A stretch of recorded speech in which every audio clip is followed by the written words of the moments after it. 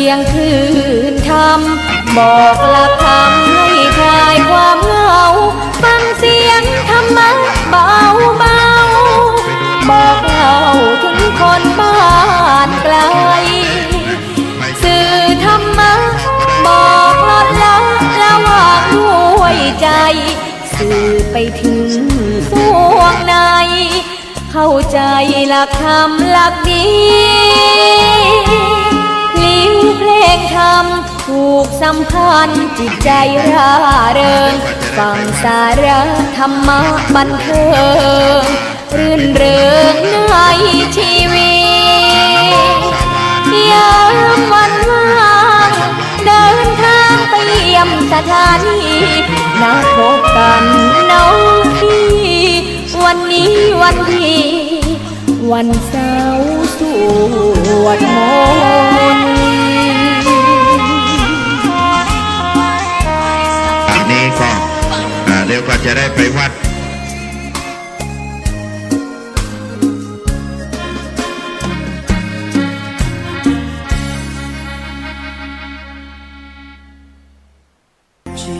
พระบาทอุดมน้ำบ่อสาวมูลนิธิอาสาเพื่อนพึ่งพายามยากสภากาชาติไทยขอเชิญเที่ยวงานเพื่อนพึ่งพา2562ชมนิทรรศการบอกเล่าประวัติความเป็นมาการช่วยเหลือประชาชนในด้านต่างๆของมูลนิธิ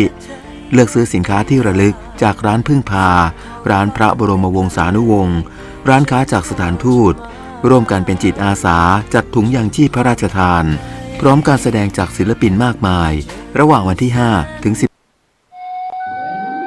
พร้อมหรือยังพี่น้องชาวเหนือจังหวัดเชียงใหม่มาปักกันในงานบุญครั้งยิ่งใหญ่มหกรรมเทศนาธรรมมีเทศมีทอล์กปีที่8ตอนสุขในธรรม9ชั่วโมงเต็มจากพระนักเทศชื่อดังระดับประเทศ9รูปนำโดยพระพยอมกัลยาโนพระววชิระเมธีพระมหาสมปองตาลปุตโตพระศักดาและพระครูประหลัดราชันยอดนักแหล่เป็นต้นห้ามพลาดกับการทำบุญใหญ่ด้วยการฟังธรรมครั้งนี้วันอาทิตย์ที่4สิงหาคมณศูนย์การค้าเซ็นทรัลพลาซ่าเชียงใหม่แอร์พอร์ตประตูเปิด 7 โมงเช้าเป็นต้นไปชมฟรีสอบถามข้อมูลเพิ่มเติมโทร 0869770112 หรือ ID Line @oknet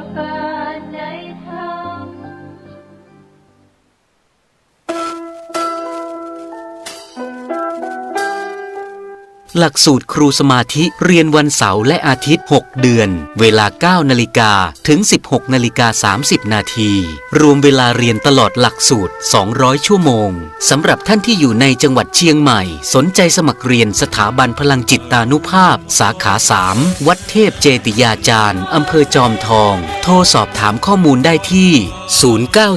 094-9264-517 081-951-7373สถาบันพลังจิตตานุภาพสาขา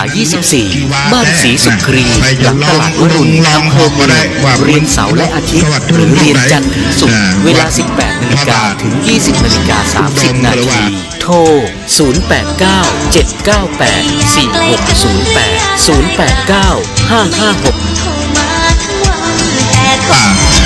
น้ำบ่อสาวานั้นเลิกกีวาแต่นะไปจะลองพอก็ได้ว่ามันเลิกสวัสดิ์ทูลพวกไหนวัดพระบาทอุดมหรือว่า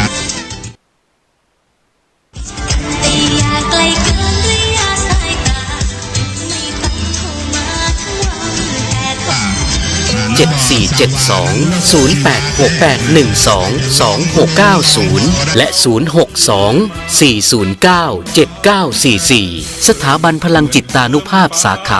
64 มหาวิทยาลัยเชียงใหม่เรียนจันทร์ถึงศุกร์เวลา 17 นาฬิกาถึง 19 นาฬิกา 30 นาทีโทร 095-669-7955 สถาบันพลังจิตตานุภาพสาขา 154 วัดป่าดาราพิรมอำเภอแม่ริมโทรสอบถามรายละเอียด 083-669-4554-089-429-8357 สมัครเรียนหลักสูตรครูสมาธิณสถาบันพลังจิตตานุภาพได้ทุกสาขาทั่วประเทศรายละเอียดเพิ่มเติม www.samathi.com กัลยาณมิตรแนบสนิทชิดใน มาเรียนสมาธิกันเถอะพระธรรมมงคลญาณหลวงพ่อวิริยังสิรินทโรซึ่งเป็นพระอุปถากของหลวงปู่มั่นภูริทัตโตและได้ศึกษาการทำสมาธิจากหลวงปู่มั่นอย่างใกล้ชิดเพื่อรักษาแบบแผนการทำสมาธิที่ถูกต้องและได้รับประโยชน์จากการทำสมาธิพระอาจารย์จึงจัดตั้งสถาบันพลังจิตตานุภาพเพื่อสอนการทำสมาธิแก่บุคคลทั่วไปโดยไม่เก็บค่าเล่าเรียนการทำสมาธิให้พอดีแต่ได้ผลมากได้รับผลของสมาธิเร็วความพอดีอย่างไรจึงดีนั่นคือสิ่งที่ต้องเรียนให้รู้ลงมือปฏิบัติจึงจะเห็นจริงการทำสมาธิอย่างถูกต้องเปลี่ยนชีวิตไปในทางที่ดีมาเรียนการทำสมาธิพระอาจารย์สอนมานานกว่า20 ปีแล้วทั้งในประเทศไทยแคนาดาอเมริกามาเรียนหลักสูตรครูสมาธิเพื่อเปลี่ยนแปลงชีวิตของตัวท่านเองให้ดีขึ้นเถิดพระอาจารย์กล่าวถึงประโยชน์ของสมาธิ 1. ทำให้หลับสบายคลายกังวล 2. กำจัดโรคภัยไข้เจ็บ 3. ทำให้สมองปัญญาดี 4. ทำให้รอบคอบก่อนทำงาน 5. ทำให้ระงับความร้ายกาจ 6. บรรเทาความเครียด 7. มีความสุขพิเศษ 8. ทำให้จิตอ่อนโยน 9. กลับใจได้ 10. เวลาจะสิ้นลมพบทางดี 11. เจริญวาสนาบารมี 12. เป็นกุศลหลักสูตรครูสมาธิเป็นครูสอนตนเองก่อนเมื่อลงมือปฏิบัติได้รับผลของสมาธิแล้วจึงนำไปบอกหรือสอนให้ผู้อื่นทราบพวกเรา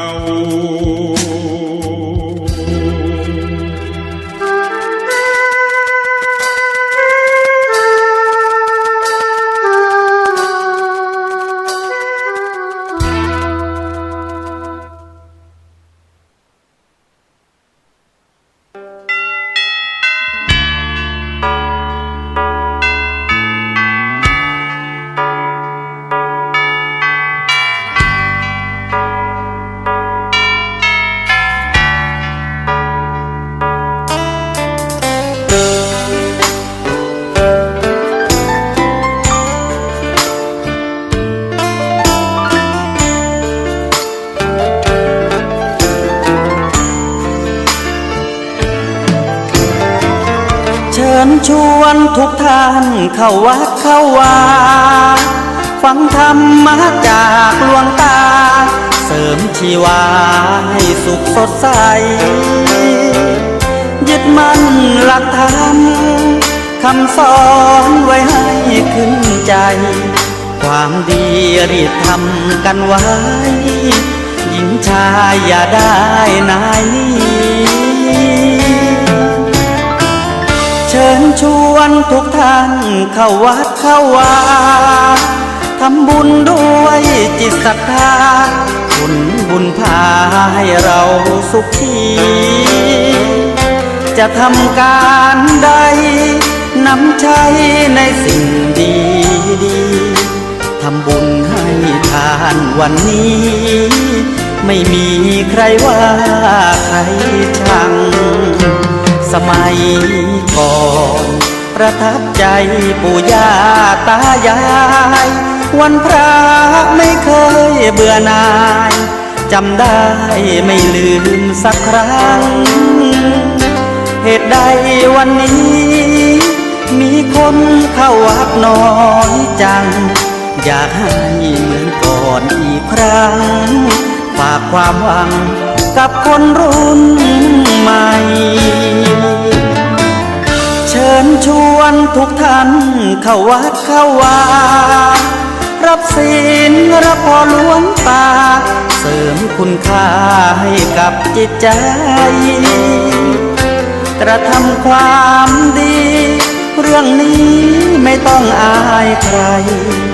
ว่างจากการงานเมื่อใดแห่เลยเนอะแห่เลยฟังกินเถอะตะกี้ก็กินมาละนะทุกเจ้ากินมากินไปนะรับประทานได้เรื่อยๆกินได้แต่ห้ามห่อนะเพราะฉะนั้นแก้วหนึ่งถ้วยหนึ่งจานหนึ่งปัญญาแก้วหนึ่งแก้วที่สองถ้วยที่สองจานที่สองมหาปัญญาเนาะถ้าอันที่สามนี่มหาโลภาเนอะเพราะฉะนั้นถือว่ามีโอกาสได้ปะหน้าแม่จงดีเฉพาะบุคคลเนาะเพราะฉะนั้นถือว่า รายการต่อไปเป็นรายการถ่ายทอดสดจากสถานีวิทยุเพื่อการศึกษาพระพุทธศาสนาและวัฒนธรรม FM 104.5 เมกะเฮิรตซ์วัดฝายหินจังหวัดเชียงใหม่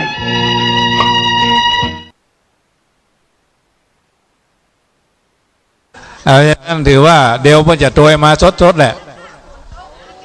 ฝนตกอากาศเย็นคอแหบคอแห้งเจ้าตัวนี่เดินทางมาตั้งแต่ตี 5ละมาถึงนี่ตี 5เจ้าผ่านเนี่ย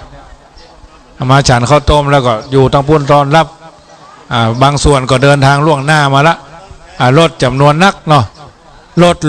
179กันนะที่นับได้นะเพราะฉะนั้นถือว่า179กันตู้เนาะยืนก็ได้179กันตู้ก็เดียววิทยุเพิ่นก็คงจะเดินทางมาถ่ายตัวทางนี้ท่านั้นก็ถือว่าเฮามาม่วนกันเนาะม่วนกันอยู่กันอย่างพี่ดีกันอย่างน้องปองดองกันเหมือนญาติประเทศชาติพระพุทธศาสนาก็รุ่งเรืองซึ่งตะคืนนี้ธรรมาภาพ9กับผมก็จัดรายการอยู่ที่วัดจังกำถ่ายทอดมาตังแม่อายพจน์มาตังเมืองฝางเนาะทางนี้ท่านั้นก็ถือว่าเฮามีส่วนสร้างสรรค์พระพุทธศาสนาให้ได้เจริญรุ่งเรืองไปตามสถานภาพสถานการณ์นะแม้บางทีบางประการมันบ่ถูกใจเอาก็อารมณ์มาโรยปฏิโลมอนุโลมไปตามนั้นวันนี้คณะศรัทธาพี่น้องป่าซางละปูนแป้น่านเจียงไฮ้เวียงป่าเป้าก็จะได้มากันที่นี่ก็เดียวมันถึงแออัดยัดเยียดไปด้วยผู้คนนะเพราะฉะนั้นห้องน้ำสถานที่รับประทานอาหารพี่น้องเจ้าของท้องถิ่นก็เต็มที่บดกลัวมันบ่หมดเนอะกินเต็มที่วันนี้กี่ข้าวงายไม่อายกี่ข้าวตอนเมืองฝางกี่ข้าวแรงชัยปราการนะวันนี้นะวันนี้อาจารย์ท่านพระครูอภิวัฒนวิกรมท่านผู้อำนวยการสถานีก็เดียวก็จะเดินทางมาสมทบเพราะว่าเพื่อนต้องคุมเรื่องยังนับกันอยู่เพราะมันแบงย่อยมันนักเพื่อนว่าแบงหมดไปเมืองนอกแบงม่วงไปห้างแบงแดงมากัดแบงเขียวแบงเขียวฟ้าชัดเข้าวัดเข้าวานะมันเขียวปึ๊ดฝนตกนี่ซ้ำเขียวเนี่ยญาติโยมเพราะฉะนั้นแบงหมดไปเมืองนอกนะแบงม่วงไปห้างแบงแดงไปกาดนัดเขียวฟ้าชัดเข้าวัดเข้าวานะมันดึงแท้ๆนะเขียวกับฟ้านี่นักนะก็เลยต้องใจความละเอียดถึงสุภาพสตรีถึงสุภาพบุรุษที่ช่วยกันเช็คสตังค์เพื่อจะเอามาถวายแต่ละวัดวันนี้เก้ากับผมอาตมาภาพได้มาขอบารมีธรรมเพิ่งบารมีธรรมหลวงพ่อท่านเจ้าคณะอำเภอวัดพระบาทอุดมแห่งนี้ได้มารับประทานอาหารกลางวันได้มาฉันอาหารกลางวันกันที่นี่เลี้ยงหื้อเกลือหื้ออิ่มเนาะเลี้ยงหื้อเหลือเกลือหื้ออิ่มกินเต็มที่แล้วก็เฮาถึงจะกินจะทานกันเพราะฉะนั้นถือว่ากินข้าวต้มกันแต่เจ้าพอลดยกแยกมันก็ยุบไปแล้วนะวันนี้จะได้มารับประทานอาหารกลางวันกันที่นี่ก็ถือว่าเหมือนเขาเป็นบ้านพี่เมืองน้องเนาะบ้านพี่เมืองน้องเมี่ยงเมืองผางเนาะก็จะได้กินวันเนี้ยละปูนก็เอามาเหมือนกันเมี่ยงบ้านโฮงเนาะเมี่ยงบ้านโฮงเพราะฉะนั้นกินเมี่ยงกินยังก็ไปตามนั้นเพิ่นมาถึงฟังเอาเมี่ยงฮื้อเตื้อเดี๋ยวขอก็จะว่าเฮากำลังมาถึงอย่าเพราะฉะนั้นในนามของพระเจ้าประสงค์จัดรายการซึ่งตุลุงยองก็เดียวญาติโยมก็จะได้ปะเนาะตุลุงยองหรือท่านอาจารย์สนันนาคเสโนสนันเค3K บิตเตอรี่น่ะก็เดี๋ยวเพิ่นจะเดินทางมาเพราะวันนี้ก็ถือว่าเป็นโอกาสที่เฮาได้มาแสดงความมีน้ำใจในสารักแห่งสารานิยธรรม6วันนี้ได้ไหว้สารัตนาท่านพระครูศรีสิทธิวิมลท่านเจ้าวาดวัดสลีบุญเรืองท่านพระมหาเชิดพงษ์สิริพัทโทซึ่งเป็นกัลยาณมิตรสอบตกปรริญญา9ด้วยกันมาหลายปีนะท่านมหาเพิ่นตกมาหลายปี7 ปีแล้วกันแต่มาภาพกำลังตกตัวไล่เนี่ยสอบถามว่าเขียนมาได้ก็ได้อยู่นะเจ้าหน้าที่กรรมการพย่ำฮือผ่านเถอะท่านเจ้าวาดวัดสันต้นเปาท่านเจ้าวาดวัดเพราะฉะนั้นถือว่าเรามีโอกาสได้มาแลกเปลี่ยนเรียนรู้เพิ่มเติมนะสิ่งละอันพละน้อยพี่น้องศรัทธาเอาอย่างมาเลี้ยงก็เลี้ยงกันเต็มที่นะเข้าป่าอาหารของข้าวของหวาน คนละไม้คนละมือคนละนิดคนละหน่อยพี่น้องศรัทธาละปูนก็เอาปัจจัยมาร่วมบำรุงอารามบำรุงวัดนิดหน่อยเนาะหนึ่งศรัทธามาช่วยกันที่นี่เก้ากับผมอาตมาภาพในนามพระจัดรายการวิทยุก็บ่มีสิ่งใดสิ่งหนึ่งนอกจากเอาน้ำทำคำสอนที่ได้ห้ำได้เฮียนได้เขียนได้อ่านที่ครูบาอาจารย์ได้แนะได้นำได้พร่ำได้เตือนเอามาบอกกล่าวช่วยกันเปิดของที่มันคว่ำมันหงายพายแผ่ไปน้ำใจที่ดีเพราะฉะนั้นท่านดีเจเดินทางมาถึงขอนิมนต์เนอะล่วงหน้ามาก่อนหนังหน้าไฟนะดีกว่าเนี้ยบ่ดีกว่าเนี้ยนะท่านอาจารย์นำทรงตนสมูเก่งกว่าอาตมามาโต๊ะแตะต้มแต้มไปเนาะนะว่าไปตามนั่นเนาะนะท่านอาจารย์ทรงตนกำลังมาถวายไม้เลยอีกการสุดยอดโอเคแบบเอารถมาลอกกันตลาดเตียวขึ้นขนาด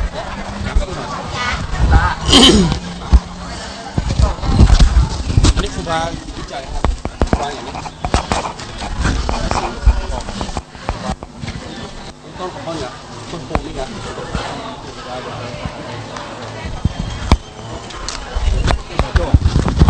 เมื่อกี้ขึ้นมาตานบนนี้ครับเมื่อกี้เข้าเลยก็เหมือนบ้านเลยเข้าก่อนเลยเนาะ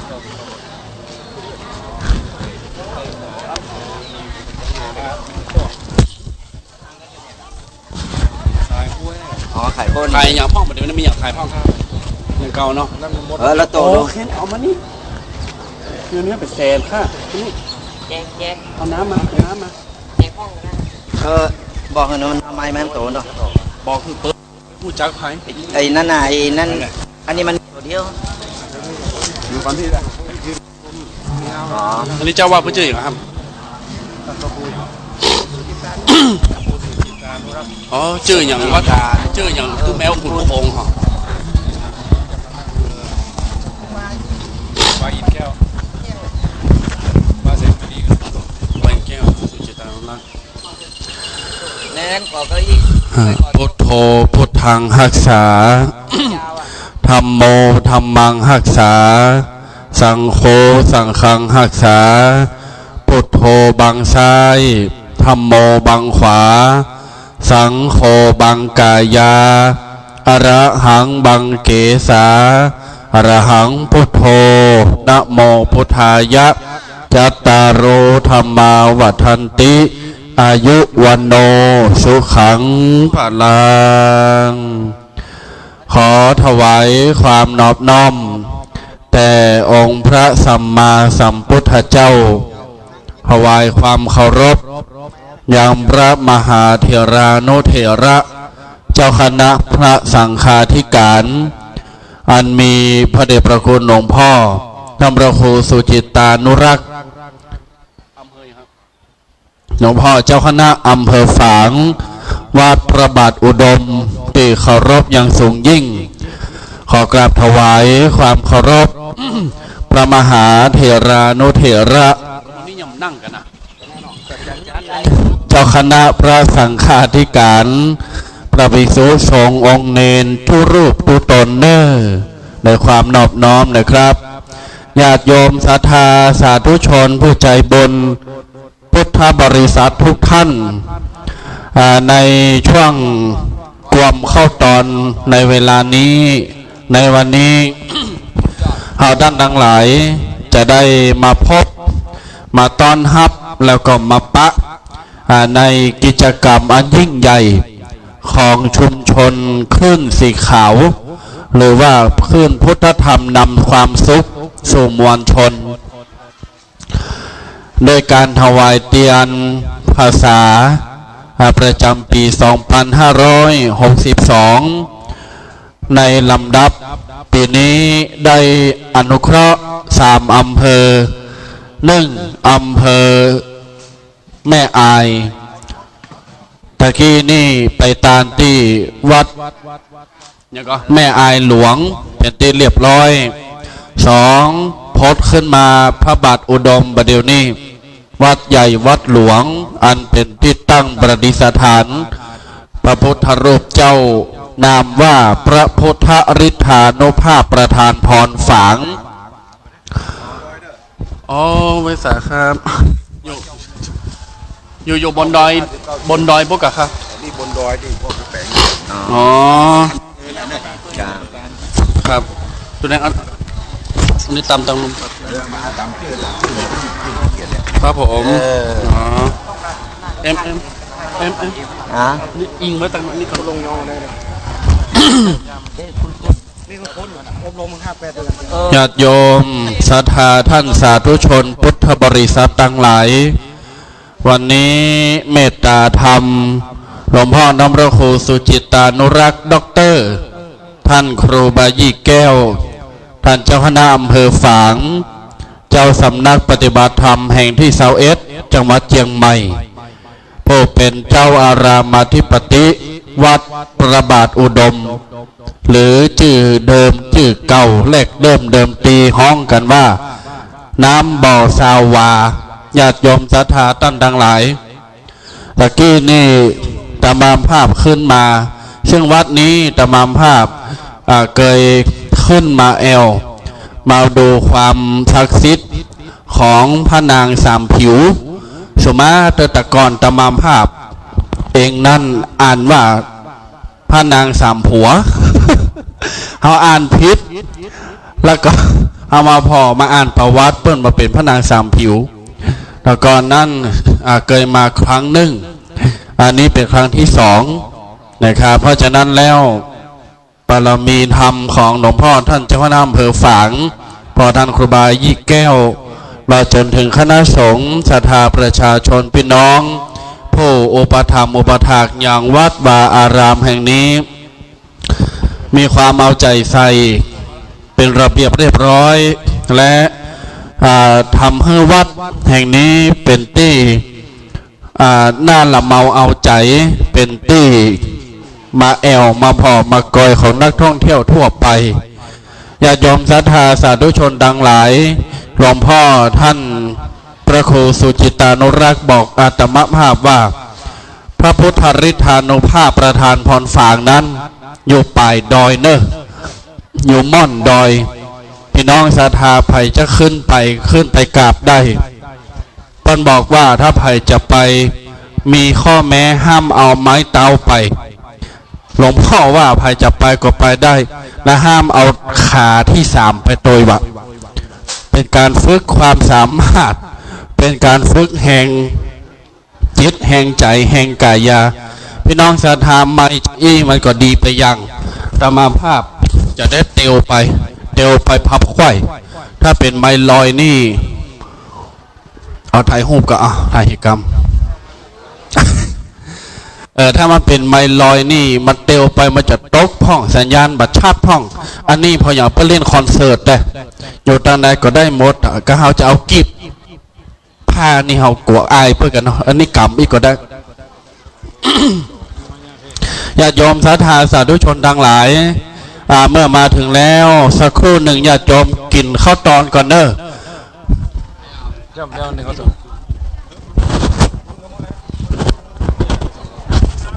โอ้ฮะคนนั่งอยู่เนี่ยครับมาไว้สาครับญาติโยมศรัทธาสาธุชนท่านทั้งหลายวันนี้เมตตาธรรมหลวงพ่อน้ำพระครูสุจิตานุรักษ์ยิ้มแย้มแจ่มใสมีใบหน้าใบตาสดชื่นผิดปกติ ด้วยความที่ดีใจญาติโยมศรัทธาทั้งหลายหลวงพ่อดีใจที่หันครูบาอาจารย์พระเจ้าพระสงฆ์และจัดรายการห้องว่าดีเจตลอดจนถึงห้องหันญาติโยมศรัทธามาหลายวันนี้3,000 กว่าคนจะมาพระพุทธพระบาทอุดมที่นี่ประมาณ3,000 ชีวิตญาติโยมพี่น้องศรัทธาหลวงพ่อบอกว่าใครฮื้อสู่เขามากุปีวะ หลวงพ่อว่าใครฮื้อมากุปีแต่ข้าจะเลี้ยงเข้าได้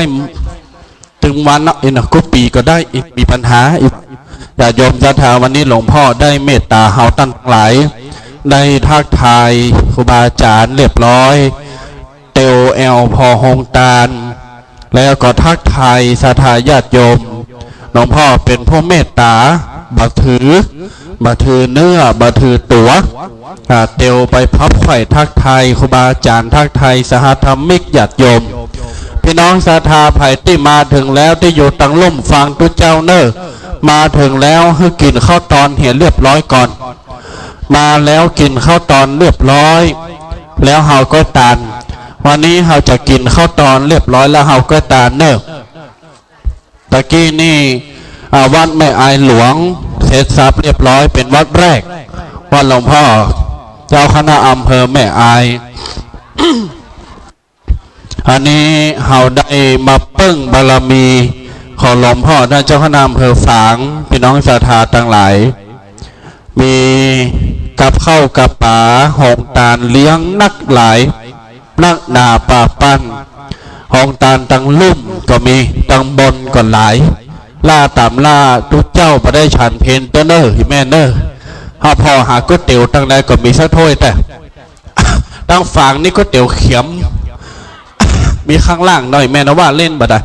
กับมันมีแต่ก็เอามาให้สักถ้วย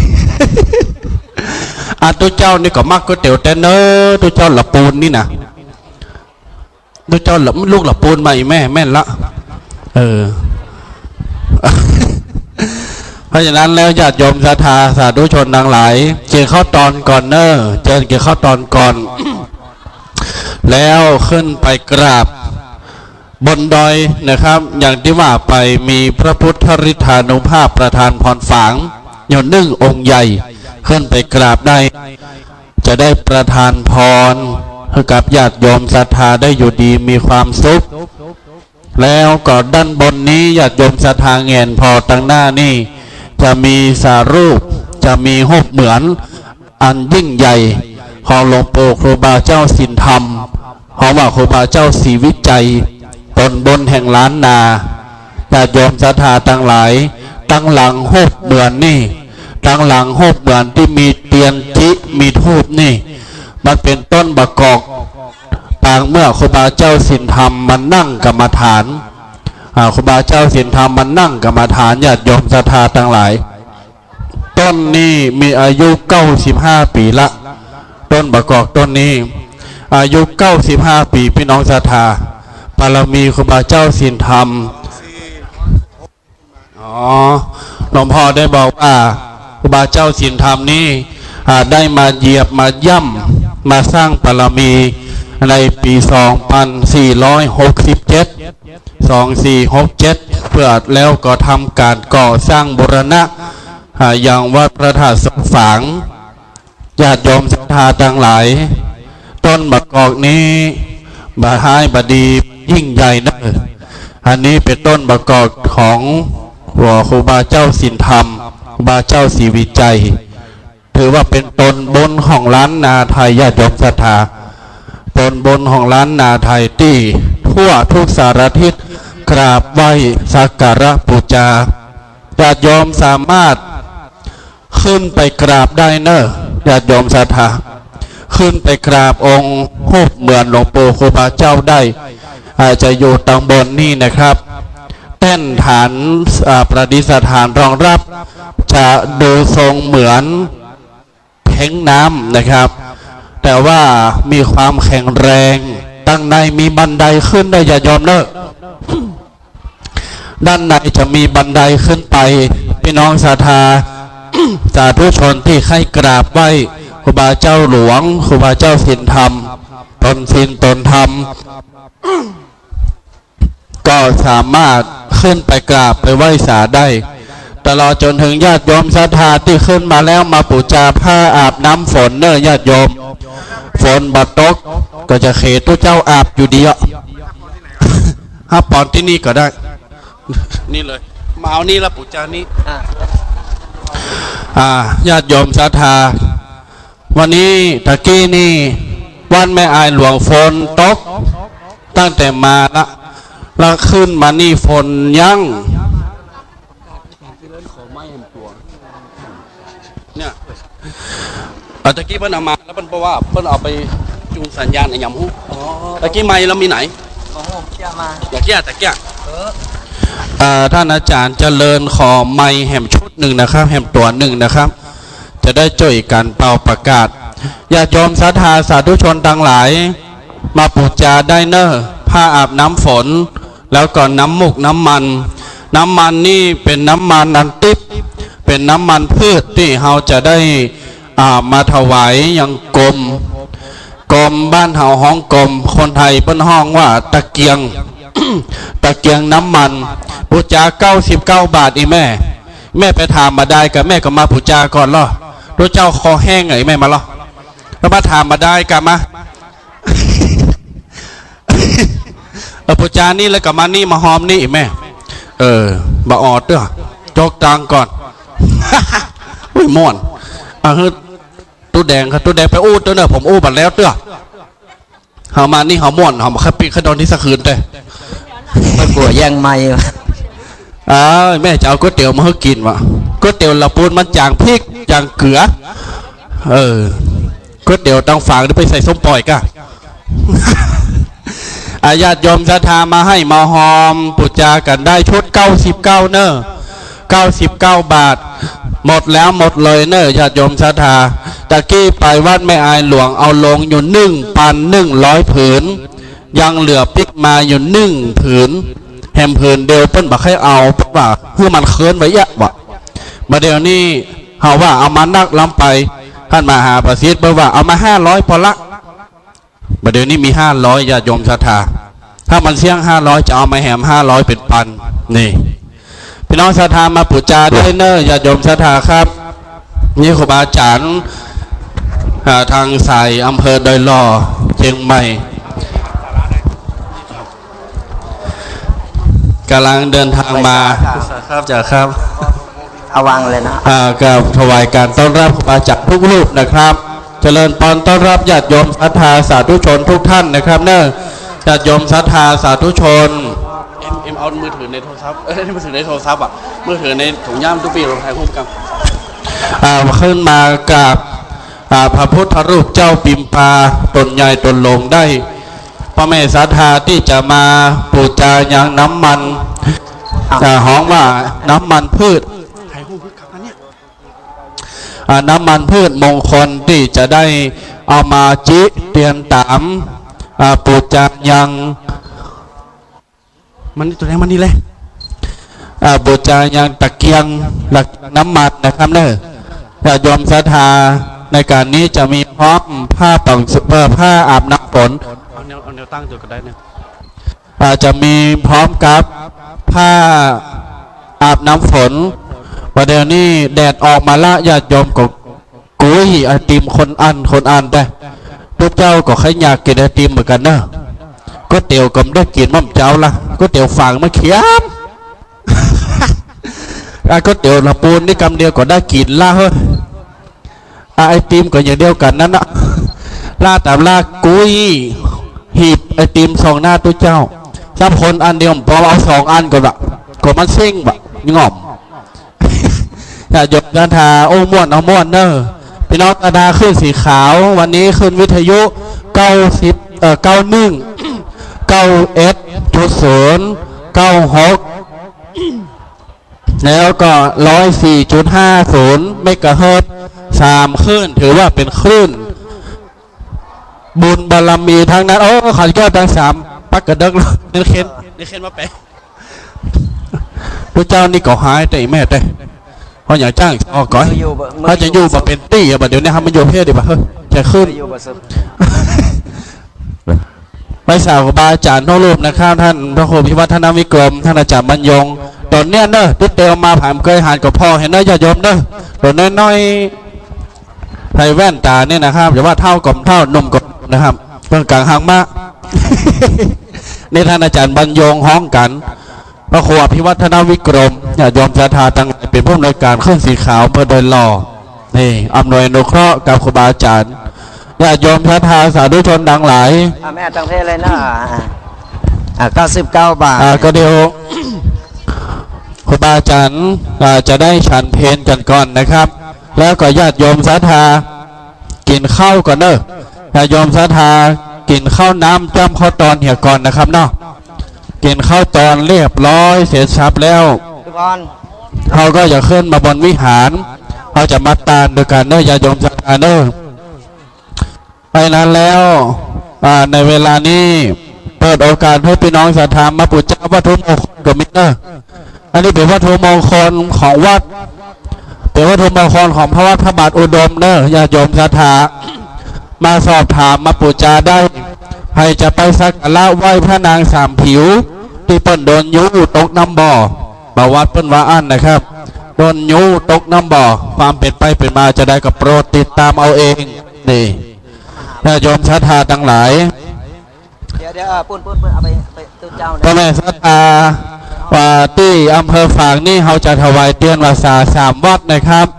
เขาจะนำเขาจะถวายเตียนวาสาแห่ง3 วัดและอำเภอชัยปราการแห่ง3 วัด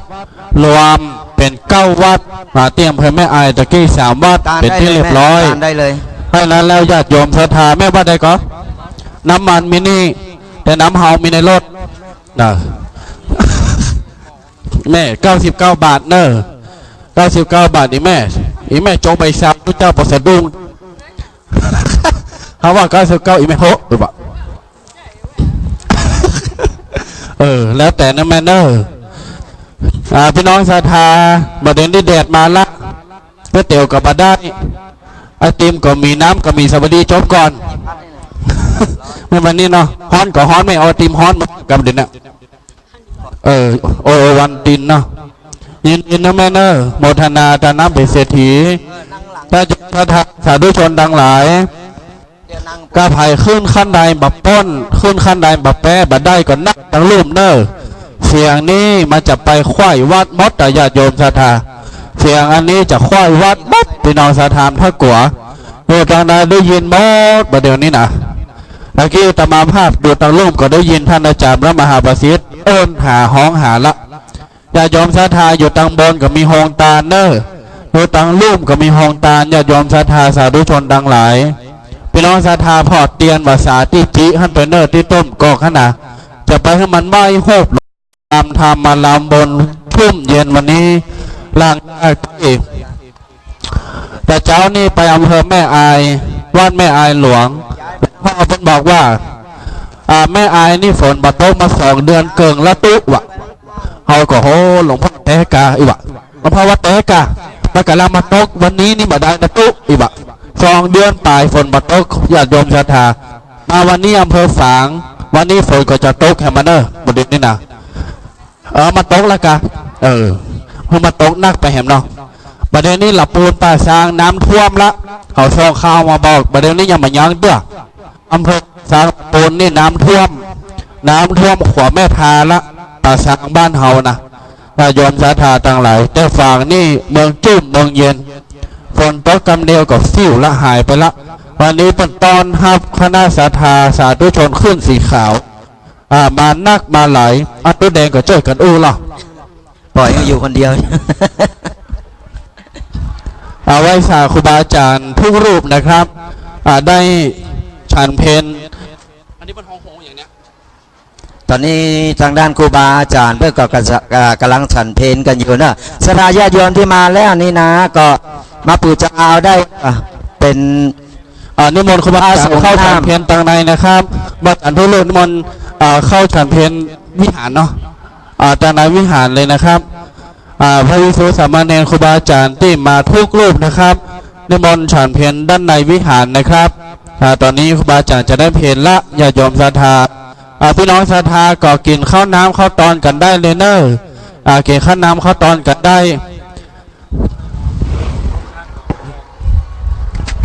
สำหรับศรัทธาญาติโยมที่ตกข้างที่ยังมาได้ให้ได้หอมที่วัดที่ผ่านมาตะกี้ก็เอามาที่นี่ได้เนอะเอามารวมมาเปาะมาให้มาหอมกันที่นี่ได้หรือจะว่าหรือจะมาปูจาเอาผ้าอาบน้ำนะก็มาปูจาได้เลยทุกไม่ทันการละตุนิมนต์ครูบาตังเจียงไฮ้นะครับได้ฉันเพลด้านบนวิหารครับศาลาอันนี้พระห้องศาลาครับสมาธิที่ศาลานะครับเขาตั้งนี้ครับด้านในเลยครับตะกี้ไม้จัดโหลงจัดใหญ่เป็นไม้อันน้อยที่ติ๊กอะตู้เจ้าสองตนนี่เป็นหมักไม้อยู่ไม้มดไม้หายหมดเลยครับหรือก็ญาติโยมศรัทธาตำบลนี่มีวัตถุมงคลของวัดพระบาทอุดมให้บูชาเนอตลอดจนเธอมีผ้าอาบน้ำฝน ผ้าอาบน้ำฝนในฤดูฝนระยะเวลา3 เดือนเข้าพรรษาเถิดเป็นฤดูฝนของครูบาอาจารย์ตะกี้พี่น้องศรัทธาไผ่ปูจาแล้วก็เป็นอย่างปูจาแหมก็ได้หรือว่าขยับก่อนปุ๊อีแม่อีทล้ำไปบึดปูจาบึดปูจาอย่าล้ำเหลืออีนะ ไผ่ที่บูชาแล้วก็บ่เป็นอย่างเนอะยกมือท่วมหัว แต่ไผ่มีซองโต๊ะข้างอยู่หรือว่ามาทีหลังยังได้ให้ได้หอม หรือว่ามาบูชาไอ้มาบูชาที่นี่ชุดละ99 บาทเนอะเดี๋ยวเราจะเอาไปถวายพร้อมกับถวายเตียนกับศรัทธาญาติโยมที่กำลังเดินทาง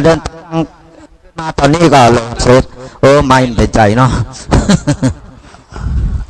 พี่น้องศรัทธาตอนนี้ครูบาอาจารย์กำลัง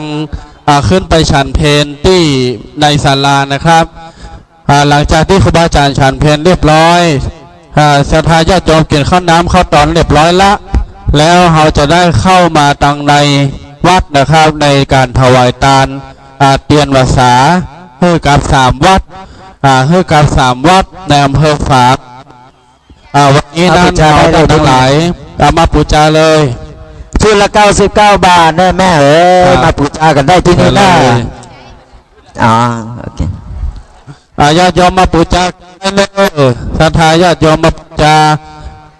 ผ้าอาบน้ำฝนมาบูชาน้ำมันนะครับฮัลโหลดีละ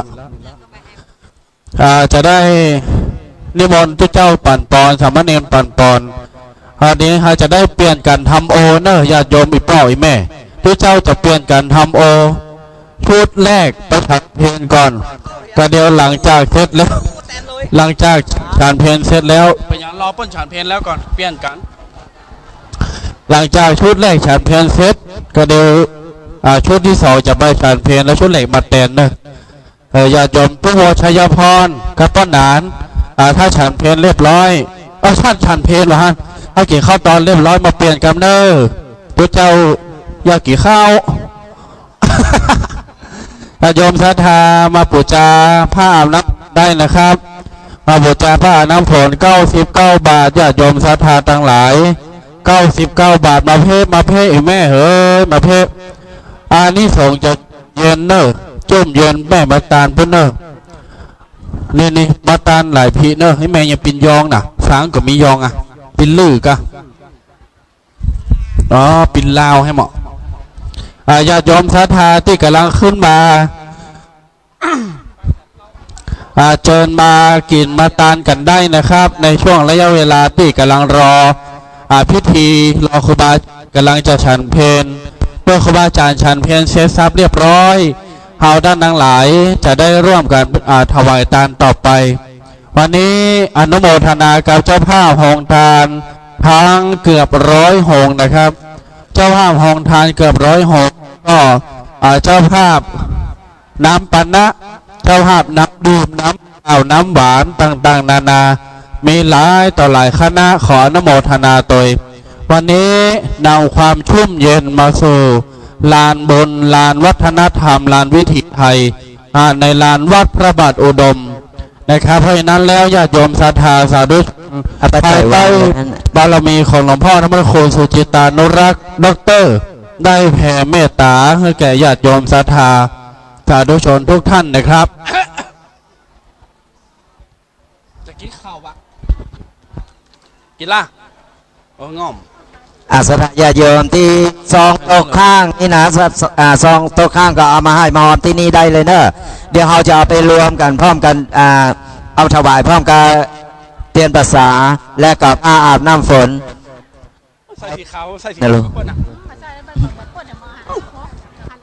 นั่นนะซองโต๊ะข้างที่วัดพระเจ้านี่ก็เอามาหอมที่นี่ได้เนอะเดี๋ยวเราจะรวมกันนิมนต์ครูบาอาจารย์ฉันเพลนะครับตั้งในศาลาทุกรูปเลยนะครับใครยังไม่ได้ปูชาพระ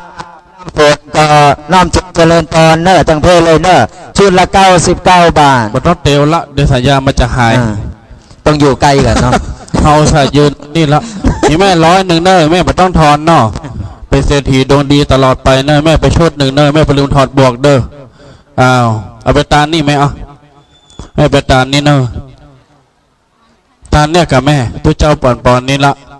99 บาทจะยอมสัตเอาซองมาถวายนี่ได้เลยนะครับเด้อปัจจัยตัวมอตัวมอได้เคียงไว้ก่อน ใส่ตัวอย่างนี่เอามาหอมที่นี่เลยนะ สาธุโมทนาแม่เด้ออันนี้ม่วงชมนี่มีทางใดอ๋อเข้าไปทางไหนนี่นับไก่เนาะอยู่ฝั่งเนี่ยเนาะม่วง12 กิโลฝั่ง นึกสองอ่ะ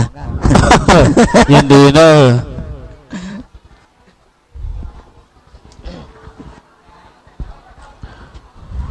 ญาติโยมศรัทธาที่กำลังตัวเข้าไปนั่งทางในก็ได้นะครับเนอะเข้าไปนั่งทางในที่ห้องหลวงที่มีโหดเรือนหลวงปู่ครูบาเจ้าศีลธรรมอยู่นะครับหลังจากที่ได้เติมเวลาแล้วประมาณสักเที่ยงนะครับเราจะได้ทำพิธีทางศาสนาด้านในวิหารในศาลาในการถวายเตียนวัดศาสตร์ต่อไปแม่ปูจานี่100 บาท99 บาทเนื้อญาติโยมศรัทธาสาธุชนทั้งหลายซองนี่แยกไปไว้ในพานพี่น้องศรัทธาโมทนาวันนี้มีตึงสีเหลืองตุ๊กเจ้ามีตึงสีแดงตุ๊กเจ้ามีตึงสีเหลืองพ่อแม่ศรัทธามีตึงขาวพ่อแม่ศรัทธาสาธุชนทั้งหลายเพราะฉะนั้นแล้วลานบนลานธรรมของวัดพระบาทอุดมวันนี้ตามชื่อเลยเนอะญาติโยมศรัทธาตามชื่อวัดลานบนลานธรรมแห่งนี้วันนี้พี่น้องศรัทธาปากันมากินปากันมาทานจะอุดมไปด้วยทรัพย์สินเงินทองจะอุดมไปด้วยความสุขความเจริญยิ่งใหญ่มหาศาลจะอุดมไปด้วยความเจริญทั้งหน้าที่การงานและอุดมไปด้วย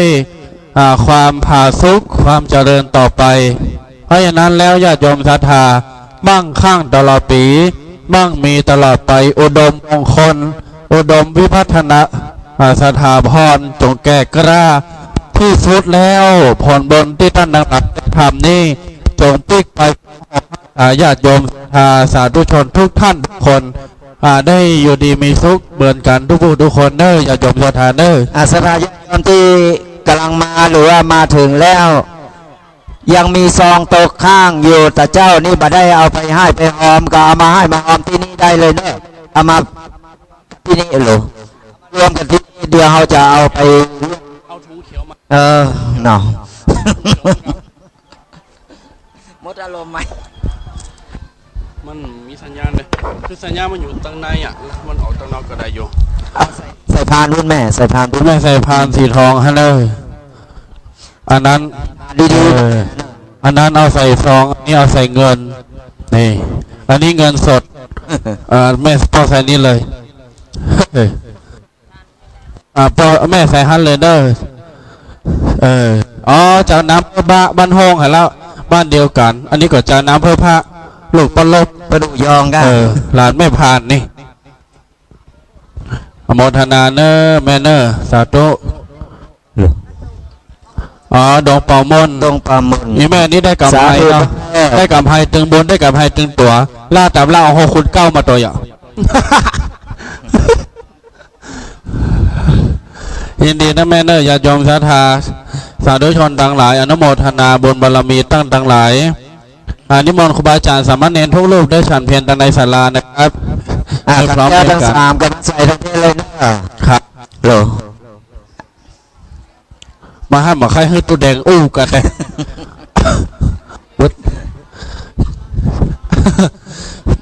มาเดี๋ยวนี้เขาได้มาตัวแล้วเขาจะมาซ้าขึ้นผายลำดินนี่นะ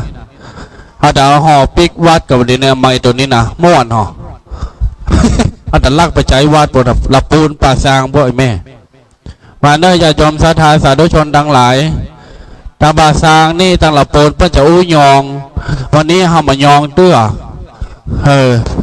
วันนี้มาหลายเวอร์ซันอยู่เนาะโมทนากระยมป้อนเนอสาธุสาธุโมทนาอันนี้จะห้อยสายตาลี่ศรัทธาห้อยสายตาลี่โมทนาโดยจะยอมศรัทธาสาธุชนทั้งหลายกินข้าวน้ำข้าวตอนโดดเรียตีมเสร็จเรียบร้อยขึ้นมากินขึ้นมาตันตำบลวัดเนอจะยอมศรัทธาที่กำลังจะเดินขึ้นมาก็กินข้าวให้อิ่มกันก่อนเนอะกินข้าวให้อิ่มนำสำราญก่อนแล้วค่อยขึ้นมาเพราะฉะนั้นแล้วตั้งวัดพระพุทธบาทอุดมนี่ อุดมไปด้วยข้าวป่าธัญญาหารอุดมทรัพย์สินอุดมปัญญา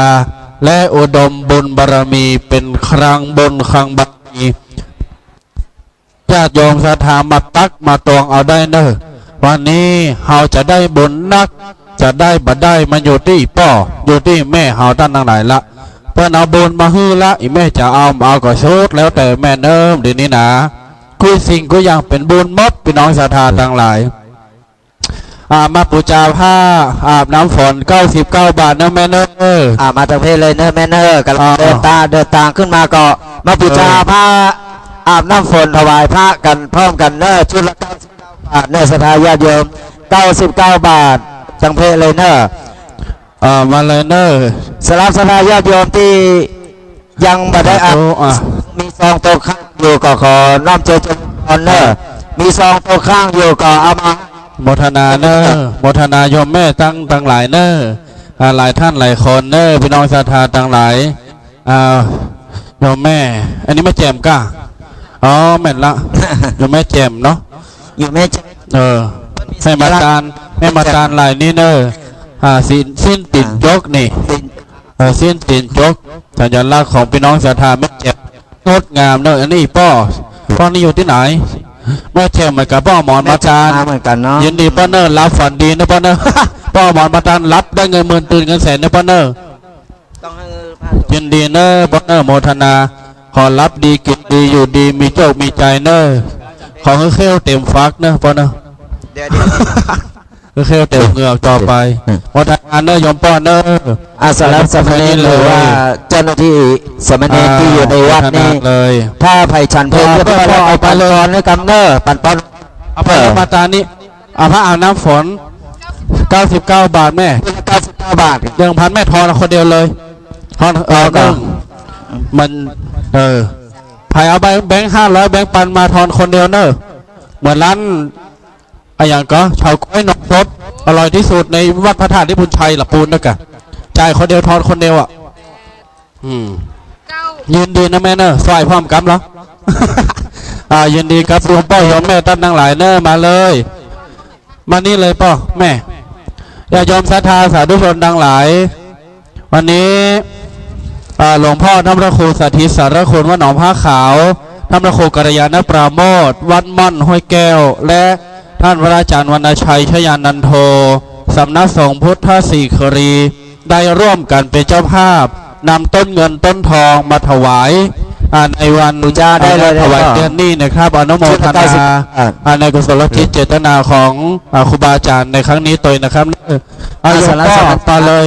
สมณีที่ฉันเพลแล้วนิมนต์ไปปั่นปอนตามกันเนอะแรง500เจ้าก่อนเนาะกระเป๋าสตางค์ป้องงามแป้มานี่แรง500มาแลกบัดีบ่าฮะอีป้อเอาแบงค์ม่วงไปแบงค์แดงไปหลายตี้อยู่เนาะที่สุดท้ายป้อใส่สักปานนี่นะป้อเนอร์ป้อนี้รูปหล่อแต่ป้ออยู่ตังไหนน่ะอยู่บ้านอย่างน่ะละปนคนละปนเหมือนกันเอาปนอยู่ยังป้อบ้านอย่างป่าหกฟ้าแม่เวงหนองล่องป้อเนาะไรหนองว่าขาวมากันหลวงพ่อท่านพระครูสาธิตก้าโมทนาเนอป้อเนอร์ศรัทธาป่าหกฟ้าป่าตังละปนมาละพี่น้องศรัทธาญาติโยมสาธุชนทุกท่านไผ่ที่กินข้าวก็กินไปเนอบ่ต้องฟังบ่ต้องฟ้าวไผ่ที่กำลังดูดครบไอติมก็กินไปก็เดี๋ยวจะแกนเนอบ่ต้องฟังบ่ต้องฟ้าวก็กินญาติโยมศรัทธาบนนี้มีห้มมีเงาปลุกเต๋อท่านจะนั่งทางใดก็ได้จะนั่งทางใดก็ได้เนอญาติโยมศรัทธาจะไปที่ปืนเขาไม้มากราบไหว้ขอพรพระสิงห์นึ่งพระสิงห์นึ่งนะครับตลอดจนถึงมากราบพระร่วงโรจนสำริดมีสิ่งศักดิ์สิทธิ์ทั้งหลายได้กราบขอพรตำบลนี้เนอญาติโยมศรัทธาพี่น้องศรัทธามาปูชาพระอาบน้ำฝนเนอใครยังมาได้ปูชาพระอาบน้ำฝนตะกี้ที่ว่าแม่ไอหลวงน้ำฝนมาปูชาได้ที่นี่เลยเนอะชุดละ99 บาทสัญญามันลงที่นี่มันไก่ทะเลคลื่นมันแบบเคยมี เสียงขาดคายหาย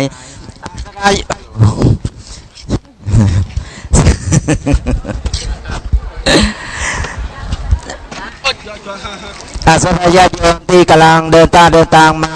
ใครที่มีซองโลข้างอยู่ใครที่มีซองโลเทสข้างอยู่ก็เจริญพรเนอะมาทั้งเพศเลยเนอะมาหอมมารวมกับที่นี่เลยเนอะพี่น้องศรัทธาที่ซองอยู่ในกระเป๋าจกเอามาแบบเสื้อมาหอมเพ่อันนี้พระเอาน้ำฝนผลละ99ได้น้ำมันตะเกียงนะแม่เนอน้ำมันพืชน้ำมันหมูไม่ใช่ปู่จาไปทอดไข่ที่บ้านนะเอาไปโค้หอนึ่งให้ตัวเจ้าพุ่งนะพาย99แม่99กับเจสีเนาะขอโมทนาเนอแม่เนอใส่เนอขอเปลี่ยนในยินดีเนอแม่มาตานเพ่เนอโมทนาแม่เร่เข้ามาเขาขายโคมหมดอย่าเพิ่งขายคนละ99 บาทเนอะคนละ99 บาทป่อแม่ศรัทธาให้ไปถวายพร้อมกันถึงภาษาเนี่ยศรัทธาโยมไปได้ปูชามาปูชาเลยเนอะประเดี๋ยวหันก็ไม่ยิงเนี่ยพ่อชายบอกมาปูชาพ่อชายบ่มีสตางค์กับเดี๋ยวนี้นะมาเรียนช่วยปันปอนไงเนอะนิวรณ์สามเณรครูบาอาจารย์เตยปันปอนพี่น้องศรัทธาตะกี้วัดแม่อายหลวงไผ่บ่ได้จ่ายผ้าอาบน้ำฝนเอามาบูชาที่นี่ได้เนอะ99 บาทได้น้ำมันไป1 ขวดญาติโยมศรัทธาทั้งหลายห้ามบูชาแล้วปิกไปบ้านเนอะห้ามเอาปิกไปบ้านนะน้ำมันพืชบ้านแม่เสี่ยงล่ำใจเนอะอันนี้บูชาแล้วไว้กับวัดเจ้าปันปอนเดี๋ยวเราไปถวายเอาซองที่โต๊ะค้างตะกี้มาใส่ที่นี่เนอะพี่น้องศรัทธาเอาซองมาใส่นี่ได้เลย9 บาทต่อ99 บาทแล้วมาได้ตะเกียงเอามาเติมตะเกียงตังในป่อยินดีเนอะน่าถึงว่าลาป่อทำน้ำมันปิ๊กบ้านกับป่อนี่ให้แต่มากินทอดเลยทอน400ไม่ทอนคนเดียวเลยเนอะโมทนาตั้งจิตอธิษฐานเนอะสำหรับซองที่โต๊ะข้างแต่เจ้านี่เอามาสาธุยอมพ่อยอมแม่บนบารมีรักษาเนอรับได้เงินหมื่นตุนได้เงินแสนเนอซองไผ่ที่ยังมาได้ให้ได้หอมที่วัดแม่อายแต่เจ้านี่นะเอามาหอมที่นี่รวมมาที่นี่เลยเนอมาลงกันที่เดียวเนอที่เดียวนี่เลยเดียวเขาจะเอาไปถวายพร้อมกันมาเลยเทียนท่านนี้แม่ป้อมาตานนี้ป้อเอาตาหน้าแล้วไปตานได้เลยเนอ99 บาทเร่เข้ามาขัดใจมานี่มาสว่างโฮมปุ๊บนี่ต่อทานเรียบร้อยแล้วทานไปอ่อนแล้วกันมาแล้วอย่าโยมศรัทธา99 บาทซับห้องกันว่าข้าวก็ดีกินไอติมก็ดีกาบกระเป๋าก็ดีตีปุ๊นี่คือล่ำเหลืออีบะไม่ก็ติมขว้างเห็นหรอใครยังไม่ได้ปูจาก็มาปูจาเลยเนอเรือบานักเลยเนอยินดีนะแม่เนอจ้าหมดอดชุดละ99 บาทเนอะสนาญาติโยมรับซองไผ่ที่ตกค้างอยู่แต่เจ้านี่นะบ่ได้เอาไปให้ไปหอมกับเอามาหอมที่นี่เลยเอามารวมกับที่นี่เลยมารวมกันนี่เลยนะแม่เนอะซองตกค้างอยู่หรือว่าไผ่ฝากมาแล้วเอาไว้ในกระเป๋าแล้วมันลืมก็เอามาให้มาหอมที่นี่เอามารวมกับที่นี่เลยเดี๋ยวเราจะได้ไปถวายพร้อมกัน3 พอในกระเป๋าเนอะ3 พอในกระเป๋าซ้ำเตื้อสถาญาติโยมที่เปิ้นมาบ่ได้เปิ้นฝากมาซ้ำเตื้อเฮาลืมนะก็เฮาลืมเฮาก็เอามารวมที่นี่แล้วเดี๋ยวจะไปถวายพร้อมกันเลยใครที่ยังบ่ได้ปูจาผ้าอาบน้ำฝนก็มาปูจากันได้ที่นี่ชุดละ99 บาทสถาญาติโยมจะได้บุญเต็มเนอะถวายผ้าถวายเทียนภาษาแล้วก็ผ้าอาบน้ำฝนโตยนี่มันจะได้ครบถ้วนนะสาธุมาเนอะแม่เนอะเรือมานักบาลายแล้วเนอะหมดเลยเนอะสาธุใครที่มี3 บนในกระเป๋าเสื้อกระเป๋าหิ้วกระเป๋าถือไม่มาทานหลายเพศเนอะ99 บาทแล้วมาทานหลายเพศเลยเดี๋ยวน้องเนี่ยจะจัดการให้เนอะห้ามลักเตนน้ำมันหมูปิ๊กเนอะขอเตอะครับประเดี๋ยวน้ำมันหมูมันแปลงอยู่แม่ใส่นั่นเลยเอาซองใส่นั่นเลยโยมป้อซองไผ่ประดับการตะกี้9 วัดเอามาใส่เพนเนอร์อย่าโยมมาใส่มารวมที่นี่เลยเนอะเอามือไม่เอานี่ละตาหลังเนอะเอานี่ละตาหลังนี่เลยสโลยซอยดอกไม้แม่ขาวมาคนเดียวเนอะ ทะโลดอกไม้มาคนเดียวเนอะ ซองเอามาถึงเพศเลยนะ ให้มันมีซอยกอมเป็นยาเมาก็ได้ ที่เดียวกันมาตึงเก้าวัดเราอย่าไปตานไผ่ที่ตกค้างอยู่แต่เจ้าที่ไปแม่อายนี่แม่อายหลวงนี่เขาบอกได้มันหลงเรืออยู่ก็เอามารวมกับที่นี่ได้เลยเนอะ แม่นแล้วครับ รวมกันนี่ตีเดียวนะครับเดี๋ยวจะ ลองเอา จะ มือสวมตรงกระเป๋าหิ้วกระเป๋า แม่ เสื้อมันตกค้างมันหลงเรืออยู่ก็เอามาที่นี่เลยเนอะเอามาให้มาหอมที่นี่มารวมกับที่นี่ แม่น ถึง ละ เก้าวัดเก้าวาเดี๋ยวเขาจะเอาไปแบ่งสรรปันส่วนแล้วเขาจะเอาไปตานพร้อมกัน พี่น้องศรัทธาแดดเริ่มออกมาแล้วเนอะแดดเริ่มออกมาแล้วไผ่จะโยห้อมโยดอยอยู่ไหนก็ดูได้ตามสบายเนอะอย่าโยมเนอะ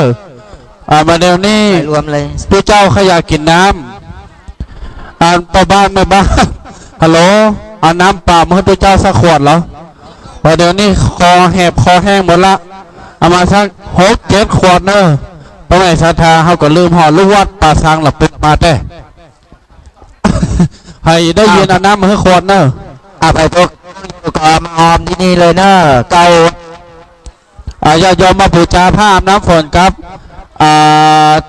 น้ำมันนะครับน้ำมันจันที่เราจะได้ไปใส่ตะเกียงแก้วตังในศาลา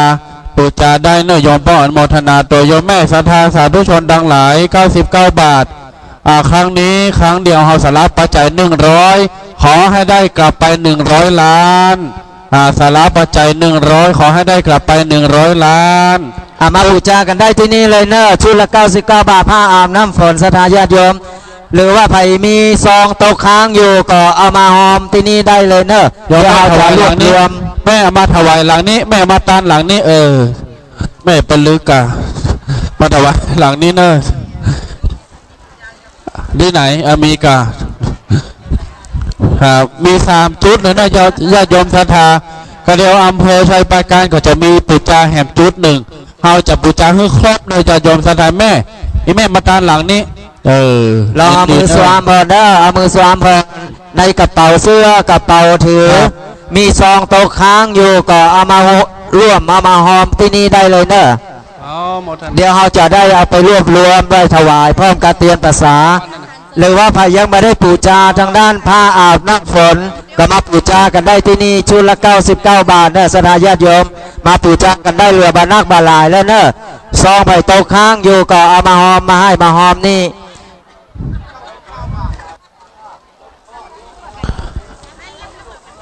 กันแก้วทั้ง3อยู่นี่เนอะซองค้างอยู่เอามารวมนี่เลยนะแม่เอามารวมในพานนี่เลยเดี๋ยวเราจะเอาสันปันส่วนไปตามวัดเก้าวาที่เอามาไผ่ที่โตค้างกับเจ้าที่บ่ได้ไปให้ไปหอมหรือว่าไปหอมบัตรตันหรือว่าลืมก็เอามาที่นี่ได้เลยเนอะแม่ใส่หน้านี่เลยเนอะใส่พานนี่เลยโตค้างประดาคนงามประดาคนงามได้งามสมชื่อนะประดาเนาะประดาบ่ปีคุ้นยองนะโฮมกินโฮมตานว่าจะอู่ยองแล้วนะงามพิลีเนี่ยโกบันฟังหมูเลิงเพราะว่างามพิลีอย่างอีบี้ฟังทำแบบญาติโยมศรัทธาสาธุชนมาใส่ไข่แก้วทั้ง3ได้เนอะพี่น้องศรัทธาทั้งหลายนี่เนอะหรือว่าบูชาผ้าอาบน้ำฝนก็นอกจากเจริญปานอำเภอเลยเนอะชุดละ99 บาทเหลือมานักบาลายแล้วเนอะหมดแล้วหมดเลยแม่บูชานี่อันนี้หอมอันนี้ซองตกข้างที่จะหอมอันนี้ซองตกข้างคุณผ้าอาบน้ำฝนอาบน้ำฝนมาได้กับว่าคนนั้นมาต้องรู้กันกับไปแม่ได้กะยินดีได้แล้วแต่แม่ต้องให้เอามาดึงกระเป๋าก็ได้แม่อาตีนี่ปั่นทุกเจ้าเห็นปะแม่ว่าเรียนแล้วรอบแล้วบะผ้าอาบน้ำฝน99ยอมแม่อาจารย์บรรยงเนาะไปอยู่ทางในเพื่อนกำลังเราก็ฉันเพียนอยู่เนอะท่านอาจารย์ประสิทธิ์ก็ได้กล้ารถของอยู่ในโซนของดอยหล่อเนาะให้เพื่อนได้กันแล้วแต่แม่เนอะเดี๋ยวเราต้องฉันเพียนแล้วก่อนญาติโยมศรัทธาสาธุชนมาเพื่อนเนอะใครที่กินโฮงตาลกินข้าวแล้วขึ้นมาตรงบนนะครับอยู่ตรงร่มปุ๊ดปืนมาได้ไหมค้างอยู่ก็เอามาทั้งเพศเลยเนอะเอามาให้มาหอมมารวมกันที่นี่เลยเนอะลองเอามือสวมปอกกระเป๋าเนอะว่าไม่มีซองตกค้างอยู่ก็ ก็มีซองตกค้างอยู่ก็เอามารวมที่นี่เลย สาธุสาธุโมทนาแม่ เดี๋ยวเราจะได้รวบรวมแล้วจะเอาไปถวายเพิ่มกับเตรียมภาษาและก็ผ้าอาบน้ำฝน ครับป้อใส่นี้เลยเนอะญาติโยมพี่น้องศรัทธาสาธุชนดังหลาย มาเนอะพายยังไม่ได้ปูจาผ้าอาบน้ำฝนพร้อมกับน้ำมันเติมตะเกียงกับมาทั้งเพศเลยเนอะ ครับ เรือมานักบาลายแล้วนะชุดละ99 บาทเดี๋ยวเราจะเอาไปถวายไปตานพร้อมกับเตียนเนอะ เดี๋ยววันหน้าบรรลายยังเหลือเต้าเก่าอีวะ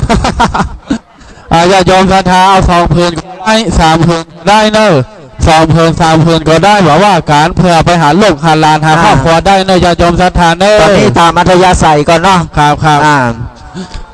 อันวัตถุมงคลของทางวัดก็มีญาติโยมเสนาสนะอันงดงามของวัดพระบาทอุดมด้านดังหลายขึ้นไปกราบไปไหว้สาได้ญาติที่ตามภาพได้บอกไปด้านนี้เป็นลานปฏิบัติธรรมตลอดจนถึงเป็นลานปฏิสถานรูปปู่ครูบาเจ้าศรีวิชัยอันยิ่งใหญ่ให้จะขึ้นไป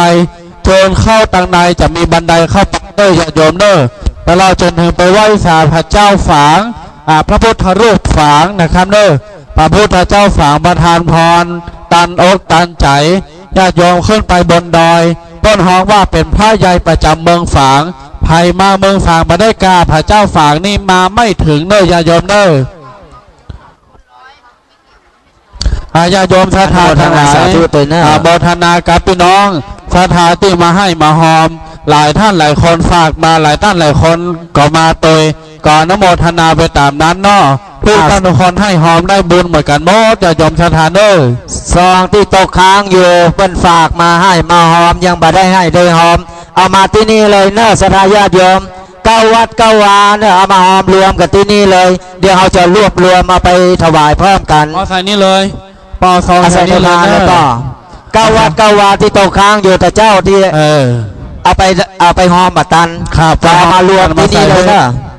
เอามาเป็นพี่เนอร์ปอนเนอร์แม่เนอร์ศรัทธาญาติโยมเอาภัยที่กำลังขึ้นข้างในมาก่อนก้อยๆนั่นเนอร์เพราะมันจริงนี่เลยนะเขาว่ามันลิงนะครับเนอร์ก้อยๆหน่อยคนเท่าขึ้นก่อนก้อยๆหัวเข่าหัวแข้งบัดนี้มาแหมรอบมาต้องหัวเข่ามาโตยเนอร์พยามปูจาพยามภาพน้ำฝนก็มาปูจาได้เลยเนอะ99 บาท99 บาทมาศรัทธาญาติโยมพี่น้องศรัทธาตอนเตี้ยงเนอะตอนเตี้ยงบ่ายวันนี้เราจะได้ตามเป็นครั้งเป็นจุดที่2ของอำเภอฝางเนาะที่นี่พระพุทธบาทวัดพระบาทอุดมเนาะโมทนาเนปอนเนอร์โมทนาสาธุเตนะทุกเจ้าก็เก็บสตางค์ม้วนไปจะดีใครตัด3 วันได้ ใครตามเดือนจะอีกสัก3 วันอีกป่อตามตังในนี่ไหมบนโมทนาเนอร์แม่ใส่นี่เลยสาธุโมทนาสาธุมาได้ให้ได้หอมซองไผ่โตข้างก็เอามานี่เลยเนอะเอามาให้มาหอมมาใส่พานที่นี่เลยเนอะ3 พอกระเป๋าถือ3 พอกระเป๋าเสื้อที่เป็นฝากมาบางครั้งบางทีลืมนึกขึ้นได้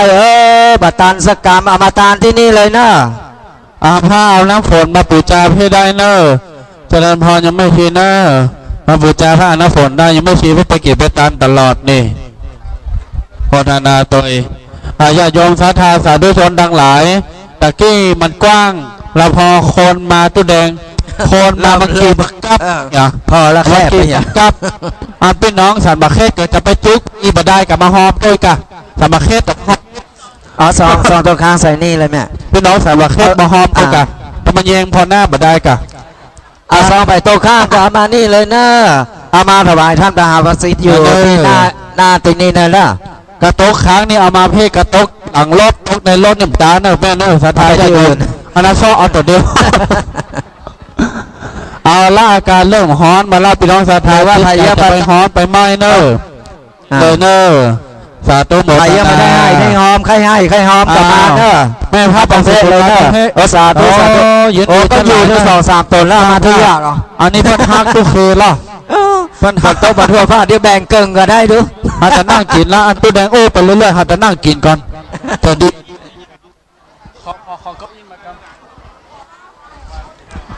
ศรัทธาญาติโยมที่กำลังเดินทางมาขึ้นมาแล้วก็เอามือ3 พอกระเป๋าเนอะว่าซองมันตกข้างอยู่ก่อมีซองเหลืออยู่ก่อที่เพิ่นฝากมาก็มีเหลือก็มันตกข้างก็เอามานี่เลยเนอะเอามารวมกับที่นี่เอามาใส่พาน เอามาใส่พานที่นี่เดี๋ยวเราจะเอาไปถวายพระกันนอกบางเรื่องมันตกข้างนะหรือว่าจะสรายโยมจะใครปูจาผ้าอาบน้ำฝนก็น้อมเจริญพรได้เลยที่นี่เลยนะชุดละ99 บาทเหลือมานักบาหลายแล้วนะชุดละ99 บาทผ้าอาบน้ำฝนเขาถวายแล้วเขาก็ถวายผ้าอาบน้ำฝนมันจะได้บุญครบบุญเต็มที่สรายโยมก็น้อมเจริญพรทางเพศเลยนะ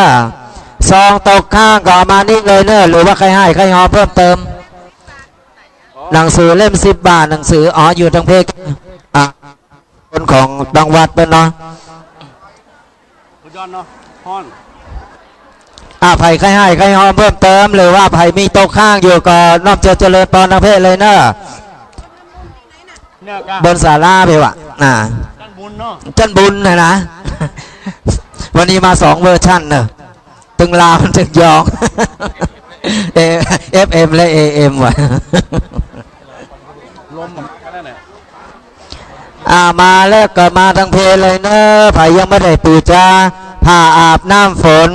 เฮาถวายเตือนแล้วเฮาก็ถวายผ้าอาบน้ำฝนโตยเนอะสัตยาโยมมาหลงอู่ยองนั่นมาล่ำเหลือชุดละ99 บาทเนอะอีป่ออีแม่มาทางเพศเลยเนอะหรือว่าใครมีซองโตข้างอยู่หรือว่าใครให้ใครหอมเพิ่มเติมแต่เจ้านี่ให้หอมบัดชุใจเบาเต็มอกเต็มใจมาให้มาหอมที่นี่เพิ่มเติมก็ได้เนอะเดี๋ยวเราจะรวบรวมจัดสรรแบ่งไปให้ครบ9 วัด9 วาตามที่เราได้ตั้งจิตอธิษฐานเอาไว้นะศรัทธาญาติโยมเจริญพรทางเพศเลยเนอะเหลือมานักเวลาแล้วนะผ้าอาบน้ำฝนหมดแล้วหมดเลยเดี๋ยวไปวัดก็มีเห็นมั้ยเนาะ น้อมเจริญพรนะเลยเนอะซองเหลือซองมีโต๊ะข้างอยู่ก็แม่ก็มีกามาเด้อสำหรับผ้าอาบน้ำฝนกับน้ำมันเติมตะเกียงนั่นวัดนี้เขาก็จะถวายแหม120 ผืนเนาะวัดสุดท้ายเขาก็จะถวายปกติเขาถวายวัดละ30 ชุดญาติโยมก็ช่วยกันคนละเล็กคนละน้อยเนาะ2 ผืนต่อคนก็ได้คนเดียวผืนเดียวก็ได้แล้วแต่ความสะดวกสบายเพราะฉะนั้นถือว่าพระเจ้าวันนี้ก็มีผ้าอาบน้ำฝนตะกี้ก็มีพระเจ้าเพราะตะกี้ก็ถวายไปแล้วที่วัดไม่อายหลวงญาติโยมมาได้พระเตรียมมาเขาถวายเทียนมันก็มีโดเดบ่ได้เพราะฉะนั้นน้ำมันเติมตะเกียงก็ถือว่าเป็นการเติมน้ำจิตน้ำใจผ้าก็เป็นอาภรณ์ประดับกายาบะฮือหันอสุภะกรรมฐานเพราะฉะนั้นถือว่าเขาช่วยกันเท่าที่เขาจะช่วยกันได้คนละเล็กคนละน้อยที่เขาสามารถทำกันและปฏิบัติกันได้บ่เท่าแต่นั้นสำหรับปัจจัยที่ญาติโยมคิดจะมาทำบุญแต่เจ้าเข้าไปถึงบ่ท้องหรือญาติโยมคนใดคนหนึ่งพี่น้องเพื่อนพ้องสหายพี่เหนือบ้านใต้บ้านใกล้บ้านไก่ฝากมาก็เอามาหอมได้บางทีมันเศษมันเหลือครูบาเจ้าวัดพระพุทธบาทตาผ้าเพิ่นบอกไว้ว่าน้อยเต้าแหนบแหลบเต้าเข็มนะจะไปให้มันเหลือมันค้างเหลือกินเหลือใจบ่เป็นหยังเหลือไว้บ่ทำบุญนี่มันเป็นปัญหานิดๆหน่อยๆเพราะฉะนั้นธรรมาภาพและครูบาอาจารย์ทุกรูปก็เป็นสะพานบุญเป็นตัวเชื่อมเป็นตัวประคับประคองฉลองศรัทธาญาติโยมมันมาในที่ทั้งสี่ช่วยกันคนละไม้คนละมือถ้าบ่เคยหันธรรมาภาพที่จัดรายการวันอังคารเมื่อคืนวันจันทร์เมื่อเจ้าวันเสาร์เมื่อคืนก็พอได้นะตัวเจ้ายองภาคเจ้าของวันเสาร์ก็พอได้ถึง2 ตน 3 ตนนะอยู่ฝั่งป่าซางฝั่งเหนือตุลุงยองก็คงจะทราบกันเป็นส่วนใหญ่เพราะฉะนั้นอันนี้คือเสียงจริงตัวจริงอู้ตรงอู้ตามประเด็นที่ญาติโยมได้ยินได้ฟัง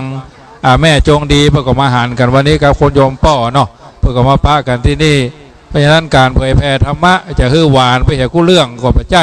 จะฮือเกมไปเหตุทุกเรื่องก็ประเชิงนะช่วยกันคนละเล็กคนละน้อยประดิษฐ์ประดอยพี่น้องทางเวียงป่าเป้าครูบา40,000ก็มาครูบาคัมภีร์ก็มาเนาะอันนี้ก็ถือว่าข้ามดอยบันแน่บ่ข้ามดอยมานะตะปูนเชียงใหม่บันแน่ก็บ่ข้ามดอยหัวโทมาเนาะพี่น้องทางเวียงป่าเป้าบันแน่ก็บ่ข้ามดอยแม่สวยมากว่าจะมาได้แต่ละครั้งแต่ละรูปแต่ละคน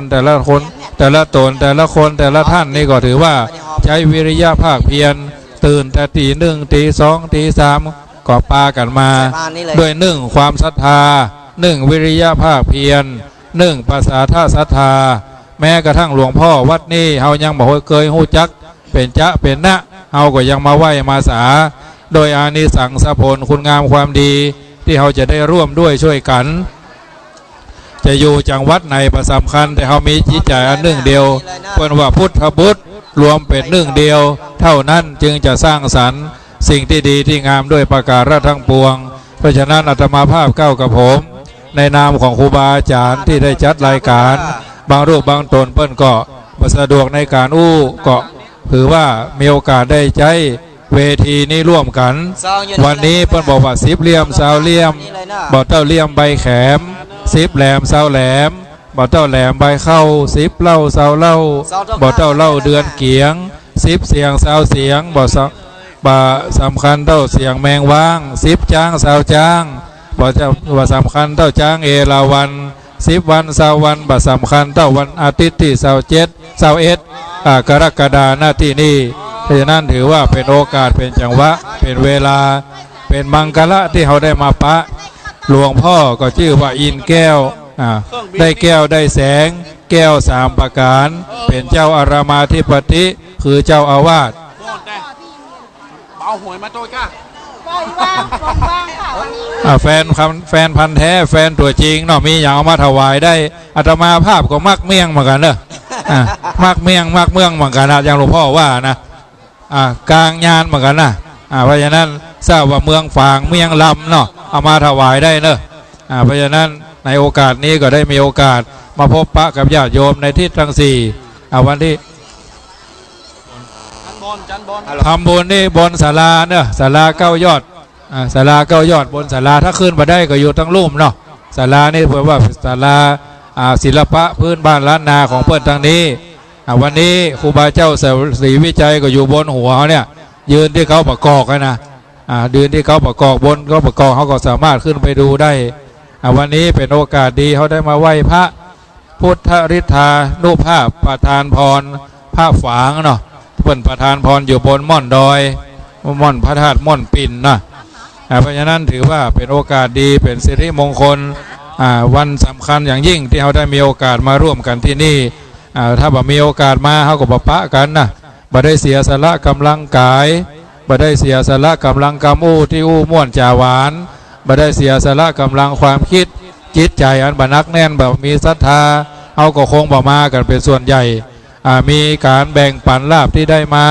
คนละ10คนละ20คนละเล็กคนละน้อยมาช่วยกันสร้างสิ่งที่ดีที่งามเกิดขึ้นเพราะฉะนั้นเป็นสิ่งที่ช่วยกันเสริมสร้างสนับสนุนสิ่งเหล่านี้เกิดขึ้นเป็นกิจลักษณะเพราะนั้นนามของอาตมาภาพวันนี้ก็พากันมาร่วมบุญเป็นเจ้าภาพผ้าอาบน้ำฝนน้ำมันเติมตะเกียงสระจตุปัจจัยตะกี้เขาก็ถวายวัดแรกวัดที่เป็นสถานที่ตั้งวัดละ50,000 บาท2 วัดก็วัดละ20,000 บาท25,000 บาทรวมแล้ว100,000เขาก็ผ่านไปกระเดียวเขาก็จะได้ถวายแต่วัดคำลบที่2วัดพระบาทอุดมวัดสรีบุญเรืองเนาะวัดสันต้นเปาแล้วก็วัดพระธาตุม่อนปิ่น4 วัดและวัดพิเศษคือวัดสันปะฮักซึ่งเป็นวัดที่กัลยาณมิตรท่านอาจารย์มหาเชิดพงศ์สิริพัฒโธกัลยาณมิตรซึ่งก็เฮียนประโยคเก้ามาโดยการตกมาโดยการหลายปีเนี่ยก็บ่เคยย่อท้อบ่เคยท้อถอยอาจจะได้เป็นกำลังใจให้ท่านบำรุงอารามท่านตามสถานภาพที่จะถึงกระทำกันได้เพราะฉะนั้นช่วงนี้หลังจากที่พระเจ้าประสงค์ฉันพัฒหารเพลแล้วก็จะพักสักระยะหนึ่งญาติโยมก็รับประทานอาหารเข้าห้องน้ำห้องท่าเรียบร้อยไปดูไปชมไปพอหั่นพอนี่เรียบร้อยปูจาผ้าอาบน้ำฝนปูจาน้ำมันหรืออย่างอื่นที่ยังคงค้างอยู่วัดที่3เขาก็จะได้ปูจาผ้าอาบน้ำฝนแห่งวาระสุดท้ายเนาะครั้งที่3แห่ง30 ผืนอันนี้ก็40 ผืนที่วัดนี้อันนี้เป็นส่วนหนึ่งที่ได้ช่วยกันจัดหามาให้ญาติโยมได้กินได้ทานได้สละสิ่งละอันพันละน้อยปัจจัยมีค่า1 บาทก็มีค่า1 สลึงก็มีค่า แต่ถ้ามันมีค่ามันบ่มีศรัทธามันบ่มีตัวปัญญาเชื่อมโยงเอาก็คงจะไปได้มาพระกันที่นี่เพราะฉะนั้นอาตมาภาพในนามของพระเจ้าประสงค์จัดรายการก็ขอน้อมเอิญเจริญพรเนอะในการที่เขาได้มาร่วมกันที่นี่ช่วงนี้ก็ฟังดีเจต่อไปเนอะศรัทธาญาติโยมที่เดินทางมากำลังขึ้นมายังมือล่วงพอในกระเป๋าเนอะว่ามีซองตัวข้างก่อนมีซองตัวข้างอยู่ก็เอามาที่นี่เลยเนอะเอารวบรวมที่นี่เลยเดี๋ยวเราจะเอาไปตานพร้อมกันเนอะเอาใส่พานเลยเปล่าอ๋อการน้ำกาไฟถวายท่านมหาประสิทธิ์เนี่ยจังนั้นซองเนอะซองไผ่โตข้างอยู่แต่เจ้าไปหอมไปให้ไปหอมบาตันเอามาทั้งเพศเลยเนอะนี่เนอะเอามาใส่ในพานเพศเลยเนอะโยมศรัทธาไผ่จะหอมก้าน้ำก้าไฟมาที่ท่านอาจารย์มหาประสิทธิ์เนอะก้าไฟสถานีเนอะญาติโยมศรัทธาเนอะก้าน้ำก้าไฟก็มาที่นี่เนอะหรือว่าซองโตข้างก็มาให้มาหอมที่นี่หรือว่าจะหอมเพิ่มเติมก็มาน้อมเจริญตอนมาเพศเลยเนอะมาหอมสาธุสาธุนมาเนอะสาธุสาธุเจริญนะพ่อเนอะหรือว่าพายังมาได้ปูชาผ้าอาบน้ำฝนถวายก็น้อมเจริญตอนมาเพศเลยเนอะก็นับกาไฟเป็นนี่เลยขอทานนี้ท่านอาจารย์ท่านมหาประสิทธิ์เลยสถานนี้ไม่ตื้อท่านอาจารย์ประสิทธิ์นี่เลยทำไมท่านมหาประสิทธิ์เลยจ่อยมันไม่ต้องจ่อยมาต้องดอยนี่จอมตองยินดีไหมเนาะไผ่ที่ยังไม่ได้ให้ได้หอมพระเจ้าไปบัตรตานหอมบัตรตานมาประเภทเลยเนอะหรือว่าเอามือซ้อมพอเนอะในกระเป๋าเป็นฝากมาลืมหอมแต่เจ้านี่ก็เอามาเพเลยเนอะซองโตข้างอยู่ยังไม่ได้ให้ได้หอมมาเพเลยถึง9 วัด 9 วาเดี๋ยวจะจัดสรรปันส่วนกันแล้วจะเอาไปถวายถึง9 วัด 9 วาตามเจตนาของไอ้ศรัทธาญาติโยมกันเนอะมาทำเพศเลยเนอะหรือว่ามาปูชาผ้าอาบน้ำฝนก็มาปูชากันได้ที่นี่เหลือบานักบาลายแล้วเนอะชุดละ99 บาทก้าน้ำก้าไฟสถานีบำรุงสถานีญาติโยมศรัทธามาเพื่อเนอะญาติโยมศรัทธามาก้าน้ำก้าไฟบำรุงสถานีเนอะก็เดี๋ยว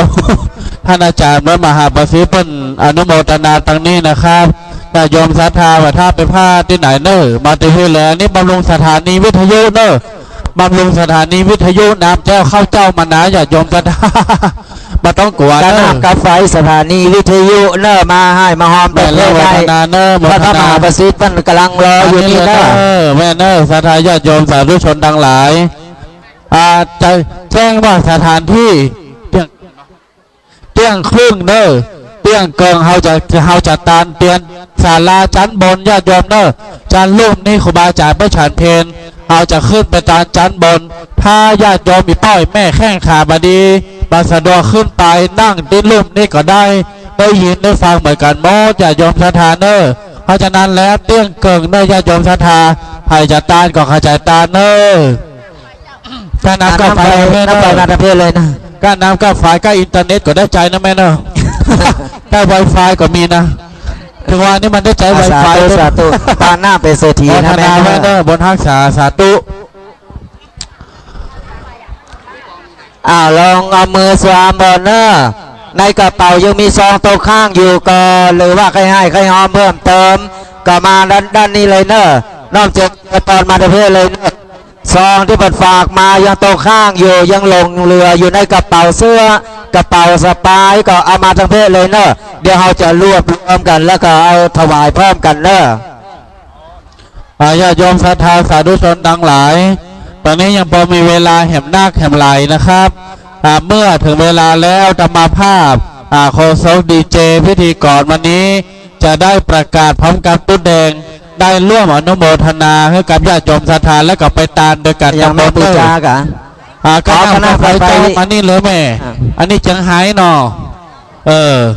เวียงมากันหลายเนาะเวียงปะเป้ายินดีนะแม่เนอโมทนา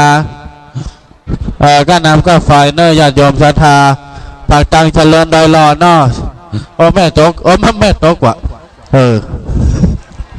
พายังไม่ได้ปูชาผ้าอาบน้ำฝนมาทั้งเพศเลยเนอะนอกจากเจริญพรศรัทธาญาติโยมจะได้บุญใหญ่บุญหลวง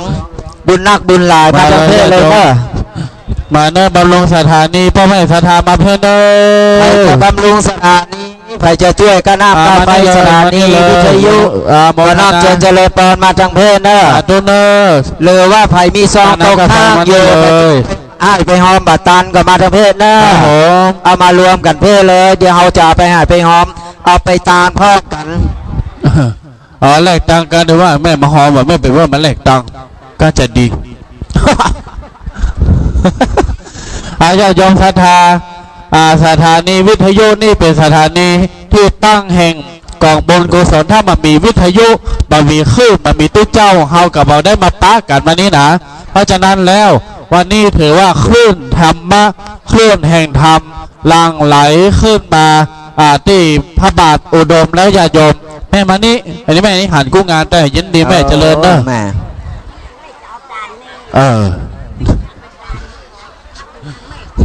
อ๋อเป็นยังสาธุ โอ้ยยันนะยินดีแม่เนอะ กำลังมาโอ้ตัวเจ้าก็ตกใจเหมือนกันได้แม่ แบบเวลาแม่90ไปละ ก็น้ำก็ไฟทางนี้ก็เอามาให้มาหอมที่นี่เลยเนอะเอามารวมที่ เว นี่เล ลาย วงสายญาติก็น้ำก็ไฟเนาะ หรือว่าไผ่มีซองตกข้างอยู่เนอะ ก็อย่างแล้วแต่ตู้บะ เอามือสวมบ่เนอะในกระเป๋าเสื้อในกระเป๋าสปายเอาไผ่มีซองที่มันฝากมาเนี่ยฝากมานี่ก็เอามาให้มาหอมที่นี่เลยเนอะบัดนี้เอาลืมติดปิ๊กบ้านนะบัดนี้นะเอามารวมกันที่นี่เลยเนอะกน้ำกาไฟกันนี่เลยเนอะแม่กาน้ำกาไฟฐานนี้หรือว่ามีซองตกข้างหรือว่าจะให้จะหอมเพิ่มเติมมาทำแม่มาหอม ใส่ ก็ พาน น้ำ เล ก็ ย ไฟ แม่ใส่พานเลยเนอะสาธุสาธุไผ่ยังบ่ได้ปูจาผ้าอาบน้ำฝนก็น้อมเจริญตอนนะเพื่อเลยเนอะชุดละ99 บาทเหลือมาน้ำปลาลายแล้วเนอะชุดละ99 บาทผ้าอาบน้ำฝนแล้วก็น้ำมันเติมตะเกียงเติมโกมบ้านเรานี่นะ ยินดีเนอะแม่เน มา อะ ปูเจ้าได้เนอะแล้วคือปูเจ้าปั่นปอนเดียวจะไปถวายพร้อมกัน มานี่เลย เรี แม่ ยน ปู ภา จา ษา น้ำไฟปูจาก็น้ำก็ไฟไม่ปูจาปิ๊กบ้านมาได้ไม่ต้องมาฮื้อนะไม่ห้ามปู ไม่หาว่ามาใส่นี่ยินดีนะแม่ พี่น้องศรัทธาอนโมทนาอานิสงส์การปูจาทำมนต์ก็น้ำก็ไฟนี่อย่าโยมต้องน้ำบะไหลไฟบะไม้เนอพี่น้องศรัทธาทั้งหลายอยู่เย็นเป็นสุขจุ่มเย็นตลอดกาลได้ปูจาก็น้ำก็ไฟเนอไฟอย่าได้ลามไฟอย่าได้ไหม้ขอได้ชุ่มเย็นเป็นสุขอายุมั่นขวัญยืนเนอร่ำรวยเงินทอง สว่างสวายช่วงชัชวา ถูกต้องครับญาติโยมศรัทธา ศรัทธาญาติโยมที่กำลังเดินทางมาแบบเดียวนี่ก็ไผ่รอมือสวมบนเนอร์ในกระเป๋าไผ่มีอีกซองเอาข้าวที่ฝากมาก็มาได้เลยเนอร์ ไปกระน้ำก็ไฟมานี่เลยเนอะ กระน้ำกาไฟก็เอามารวมที่นี่เลยเนอร์เอามาถวายท่านพระมหาประสิทธิ์นิดยืนรออยู่นี่นะหรือว่าซองตัวข้างก็เอามานี่เดี๋ยวเราจะไปถวายพร้อมกันเนอร์โทรไปบอกมาอิดอันนี้ บ้านหนองล่องนะแม่เนอะ สาธุ หนองล่องหลับปูนเนาะ อุยองได้ค่ะฟังยองอยู่เนาะวันนี้มาหลายเวอร์ชันเลยสาธุเอาใส่เพลเลยไหม แม่ใส่เพนเนอร์ หลานยองกันแล้ว มาหอมก็น้ำก็ไฟแม่ สา ดู ธุ ดีมี สา สุ ธุ ขช่วงชัชวานเนอะโอ้ประเดี๋ยวนี้ลังไหลกันมาละลังไหลกันไหลมาเทมาทำน้ำเทก็น้ำก็ไฟ กาน้ำกาไฟกับมาเพชรเนอร์ เย็นดีเนอะแม่ ซองไผ่โตข้างหรือว่าไผ่ไข่ให้ไข่หอมเพิ่มเติมกับมาทั้งเพชรเลยเนอะเดี๋ยวเขาจะรวบรวมมาไปถวายพร้อมกัน มานี่เลยเป็นน้องแพทย์โปมันทองเนาะแพทย์โปมันทองมากันนักกันหลายเดี๋ยวนี้นะญาติโยมศรัทธามันทองกับมันนักมาหลายนี่อันนี้วางสแกงมาท่านะนี่จับตองวันนี้เลยก็น้ำก็ไฟก็น้ำได้หมดถ้ามหาประสิทธิ์ไม่เท่เท่าละนี่โกโก้นี่มหาเค อันนั้นพระมหาประสิทธิ์อันนี้มาหา อันนี้มหาประสาทเนี่ย ใส่พานเลย ใส่พานนี่มัน สถาญาติโยมที่กำลังมาไผ่ยังไม่ได้ปูจาผ้าอาบน้ำฝนนะผ้าอาบน้ำฝนมาประเภทเลยนะชุดละ99 บาทมาปูจาได้ที่นี่เลยนะผ้าอาบน้ำฝนชุดละ99 บาทนะ ตาลเตียนตัวตาลผ้าอาบน้ำฝนตัวจะได้ครบสมบูรณ์แบบ แม่นละอีแม่มันจะว่า จะได้บุญใหญ่บุญหลวง มันจะว่าบูชาผ้าสะพายแล้วมันเทอาบคนเดียวเนอะอาบูชาตู้เจ้าอาบน้ำฝน ถ้าบูชาผ้าอาบน้ำฝนตู้เจ้า จะหมดเลย3 จุดนี่นะครับอย่ายอมศรัทธา การน้ำการไฟทั้งเพศเลยนะแม่ แม่ไฟของงามเจ้าอ๋อหนองล่องหลับปนทำรับเป็นน้องหลับปนมันน่าใส่หลายขอธนาเนอยินดีนะแม่เนอเพิ่นฝากมาแต้มเป็นยังซองที่เปิ้นฝากมาซ้ำเตื้อลืมอยู่ในกระเป๋าสปายนี่ก็เอามาเพศเลยเนอะมันตกค้างก็เอามาเพศเลยนะแม่เนอะเดี๋ยวจะรวบรวมมาไปถวายพร้อมกันเลยซองตกค้างหรือว่าจะหอมเพิ่มเติม เอากันน้ำกับไฟมานี่แม่ ไปทาง แม่พอมือตู้เจ้านี่นี่พอมือตู้เจ้านี่กันน้ำกับไฟมานี่เนอะนี่ยองอยู่นี่แม่กันน้ำกับไฟมานี่นี่บอกปะปอเป็นปะเป้าเจียงไฮ้อันนี้สันบักเค็ดแม่มานี่แม่อยู่ไหนก็น้ำก้าไฟ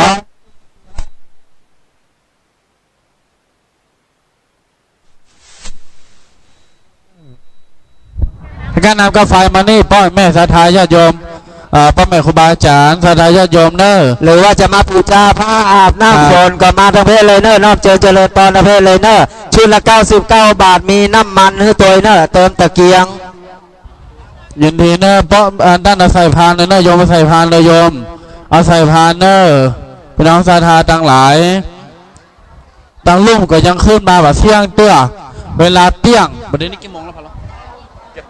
เรือมันอันตรายแล้วเนอะแหมเกิ้งชั่วโมงญาติโยมศรัทธา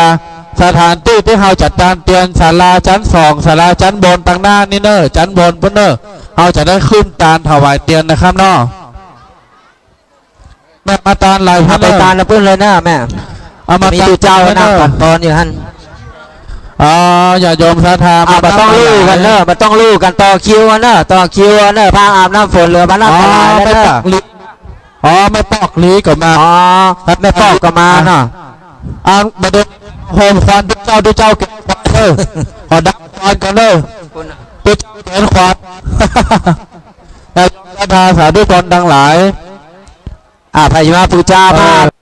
ลืมก็เอามาหอมที่นี่เลยเนอะหรือว่าถ้าเจ้าที่ไป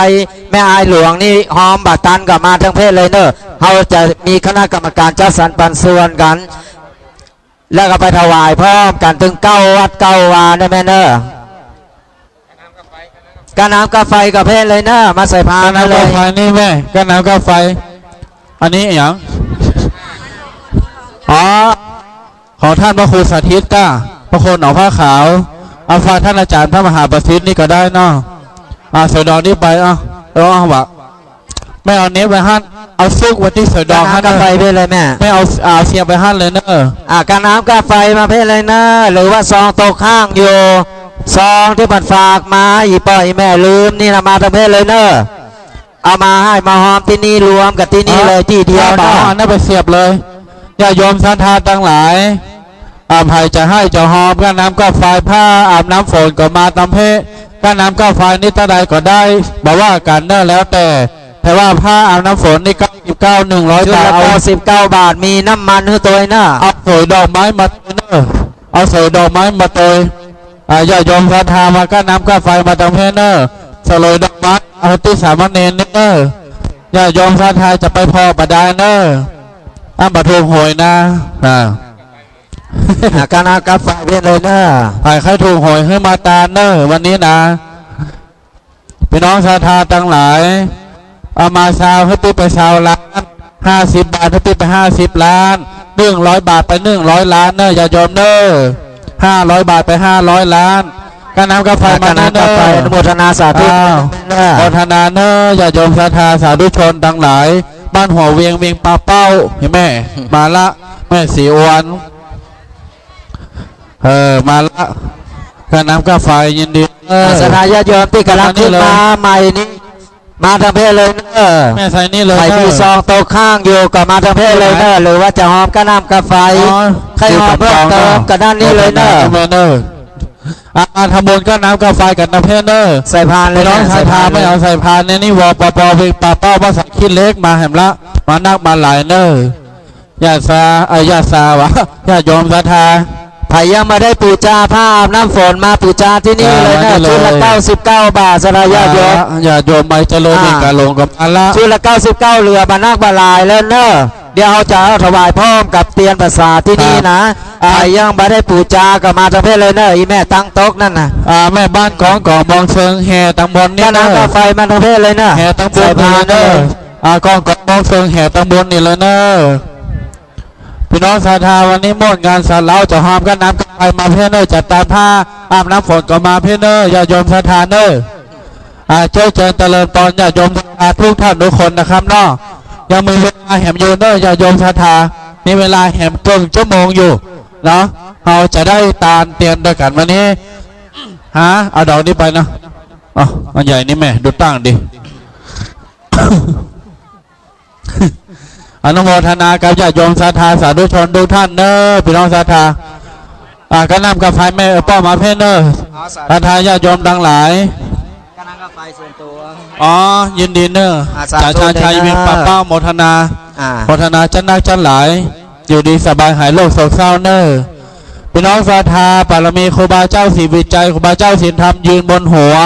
ญาติโยมศรัทธาไหว้สาเนอน้องศรัทธาไหว้สายืนบนหัวพี่น้องศรัทธาจะได้ห้ำบุญกุศลเนออย่าอันนี้พี่น้องศรัทธาไม่แจ่มวันนี้มาให้มาหอมมันมีสัญลักษณ์ของเพื่อนโดยไม่จบเนี่ยตีนจกเส้นตีนจกเส้นตีนจกโอ้ของเปิ้นงามเนี่ยให้โทรมาโหมาเล่าเดี๋ยวห้าเพื่อนนี่ปูจากาน้ำกาไฟหรือปูจา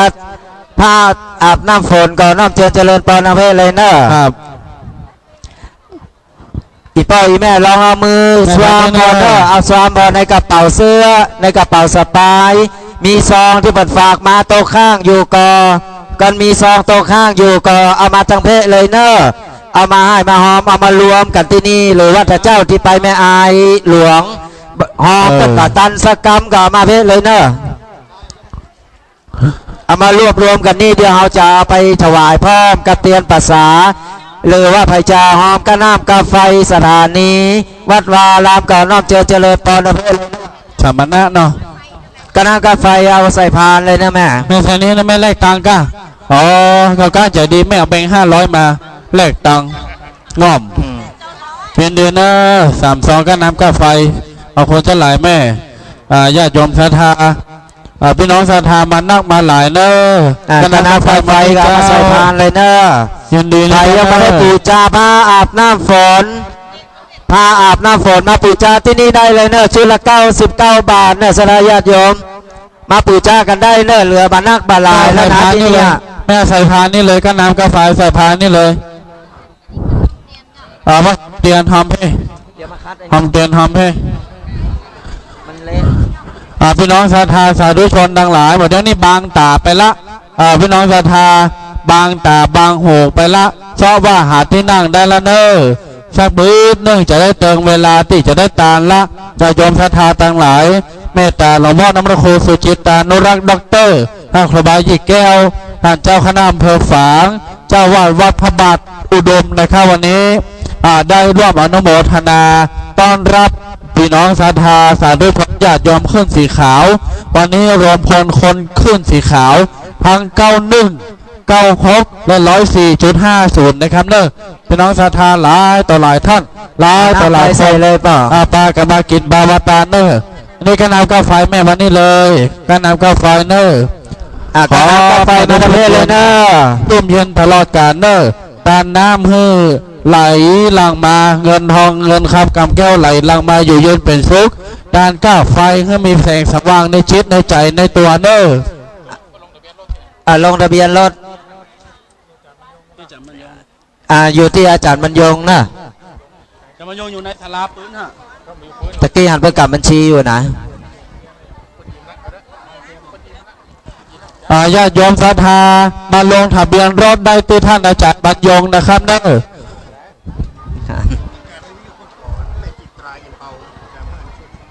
แม่จิตราอินเผาป้นบุจาภาพน้ำฝนพร้อมน้ำมันตามตะเกียง1 ชุด100 บาทอนุโมทนานะครับนอกสาธุ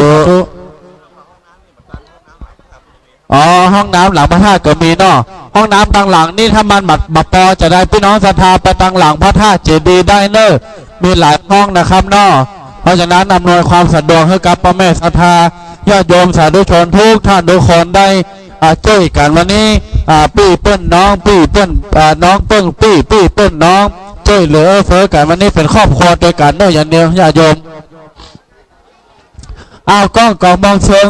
อันท่านมาหาว่าเดี๋ยวจะฮักรายวันละไอ้บ่าวจ้างมาตีมันจะจ้างมากินโฮงตาลบ่ กล้องกองมองเชิงตีเลยเนอะหนอกินโฮงตาลดูดไอติมอยู่ประมาณจะฮักละจ้างมา5 ปันหรือ2 ปันเอาละมวลงานสันลาวเนอร์ญาโยมศรัทธาตังบนพุ่นเนอร์ตังบนศาลาชั้น2เขาจะได้ถวายทานนะครับสำหรับผ้าอาบน้ำฝนญาติโยมมาปูจาได้99 บาทประเดี๋ยวนี้บางโหบางไปละกระเดียวจะได้ขึ้นครูบาอาจารย์พักผ่อนและขึ้นไปตำบลสักกำนึงเขาจะได้ถวายทานโดยกันเนาะญาติโยมศรัทธาทั้งหลายยังมีเวลาอยู่เนอะพายังไม่ได้ปูจาผ้าอาบน้ำฝนมาปูจากันได้เนอะชุดละ99 บาทที่นี่หรือว่าใครจะหอมกันน้ำกาไฟสถานีก็น้ำเจริญตอนมาทั้งเพศเลยเนอะครับลองสวมเพราะว่าซองไผ่ที่เพิ่นฝากมาโตข้างอยู่ในกระเป๋าเสื้อในกระเป๋าสะพายก็มันโตข้างก็เอามาให้มาหอมเอามารวมกันที่นี่เลยเนอะเดี๋ยวสักกรรมเขาจะเอาไปถวายพร้อมกันเตียนภาษาเอาละกองก่อนมองทองขึ้นละญาติโยมศรัทธาทั้งหลายอันนี้พี่น้องปากสังละปูนเด้อพี่น้องปากสังละปูนสะปงน้อยส่งเข้าประกวดตีฟังเสียงแล้วเฮ้ยพี่น้องสะปงน้อยปากสังแม่บ้านศรัทธาพ่อบ้านไผ่ไข่แจมไข่ฟ้อนกับไม่ฟ้อนเด้อใครจะฟ้อนกับฟ้อนได้ไปตีก็ตีได้ตัวเลยเนอตามสบายเลยม่วนงานสันเล่านี่พี่น้องศรัทธาปนหอว่ายืดเส้นยืดสายคลายกับพ่ออาหารนี่ย่อยอาหารเนอะวันนี้นะม่วนงานสันเล่าเจ้าก็ไปแม่อายหลวงบัดเดี๋ยวนี้มาพระธาตุอุดมละเป็นแหล่งที่2ที่เฮานัดพบกันที่นี่นะครับเนาะอันนี้เลยแม่ไปจากน้ำกาไฟมาที่นี่โมทนาเนอน้องคาถาปุณาวะปูจากน้ำกาไฟมานี่เลยมานี่เลยนี่แม่อยู่ที่ไหนบ้านอย่างมันให้ดองละปูนเนาะน้ำดิบเนาะ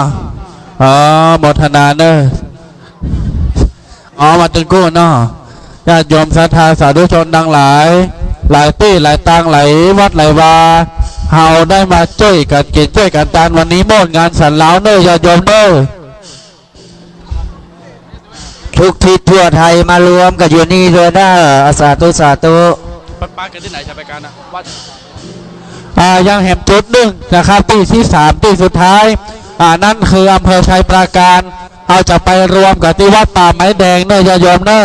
อำเภอชัยปราการที่สุดท้ายที่3หลังจากที่วัดพระบาทอุดมเรียบร้อยเอาจะปุ้งหน้าไปชัยปราการนี่มีแหล่งท่องเที่ยวนักโดยเฉพาะที่ไผ่เข้าไปที่โนกินี่บ้านญี่ปุ่นนี่หลังจากตานแล้วไปแอวได้เลยแต่โดยที่เจ้าจะไปแวะเหมือนกันนะไปแอวประเทศญี่ปุ่นเจ้าโยมศรัทธาทั้งหลาย ให้มาหอมนี่โดยการนำกาไฟเนาะโมทนาจะนังเนอญาติโยมศรัทธาหายไข้ฟ้อนเจิงฟ้อนลายออกเส้นออกลายคายเส้นคายกับพ่อย่อยอาหารเจิญได้เลยพื้นก้อมกองบองเซิงพร้อมเลยญาติโยมศรัทธาเนอเจิญได้เลยออกวัดลวดลายลีลายได้ตามสบายเลยไปมาตะเพเลยนะแม่กันน้ำกาไฟหรือว่ามีซองข้างอยู่ก็เอามาทั้งเพศเลยเนอะ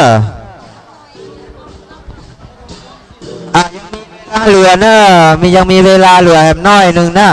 ไผ่ยังมาได้ปูจาผ้าอาบน้ำฝนมาปูจากันได้ที่นี่ชุดละ99 บาทหรือว่าจะมาให้มาหอมการน้ำกาไฟสถานีก็น้อมเจริญปอนมาเพศเลยเนอะ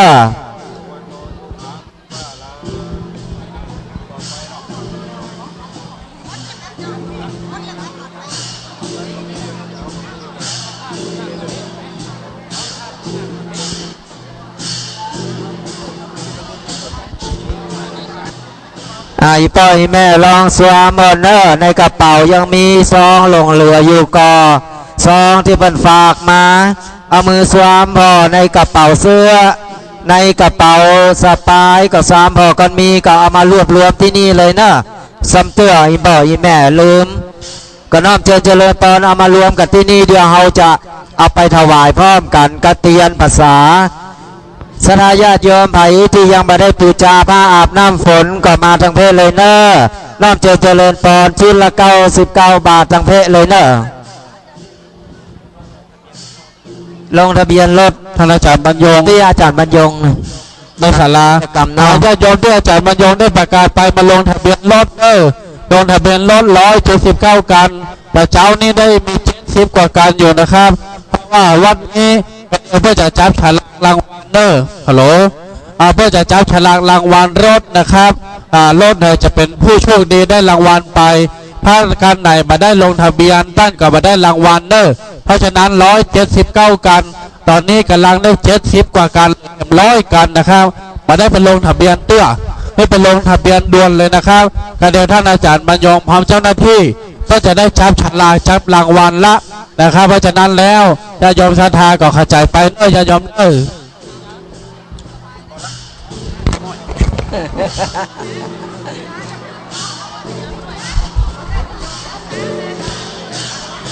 ไฟจะหอมกับน้ำกับไฟมาทะเพศเลยเนอะกับน้ำกับไฟสถานีตามจิตศรัทธาทางเพศเลยเนอะไอ้แม่วางกันเลยเนอะซองซองที่ตกข้างอยู่เป็นฝากมาอีพ่ออีแม่ลืมก็น้อมเจริญพรเอามือสวมพอก็มีอยู่ในกระเป๋าก็เอามารวมที่นี่เลยเนอะเอามาที่นี่ที่เดียวเลยเดี๋ยวเราจะเอาไปถวายพร้อมกับเตียนภาษาใครที่ยังไม่ได้ปูชาผ้าอาบน้ำฝนก็น้อมเจริญพรมาทะเพศเลยเนอะลงทะเบียนที่ท่านมาที่อาจารย์บรรยงนะอาจารย์บรรยงอยู่ทางในพุ่นเนาะไปลงทะเบียนรถที่ฮันเนอร์มากันได้เนอะตอนนี้ยังมีเวลาเหลืออยู่นะไผ่ยังไม่ได้ปูชาผ้าอาบน้ำฝนชุดละ99 บาทเนอะชุดละ99 บาทน้อมเจริญพรมาทะเพศเลยเนอะเอาวางบนพานเลยแม่ปูชาที่เนนนั่นเลยเนอะผ้าอาบน้ำฝนชุดละ99 บาทหรือว่าไผ่จะให้จะหอมกระน้ำกาไฟลงทะเบียนที่อาจารย์บรรยงทางในพูดเลยเนอะในศาลาเนี่ยกระน้ำกาไฟเอาวางบนพานเลยเนี่ยวางบนพานนั่นเลยเนอะ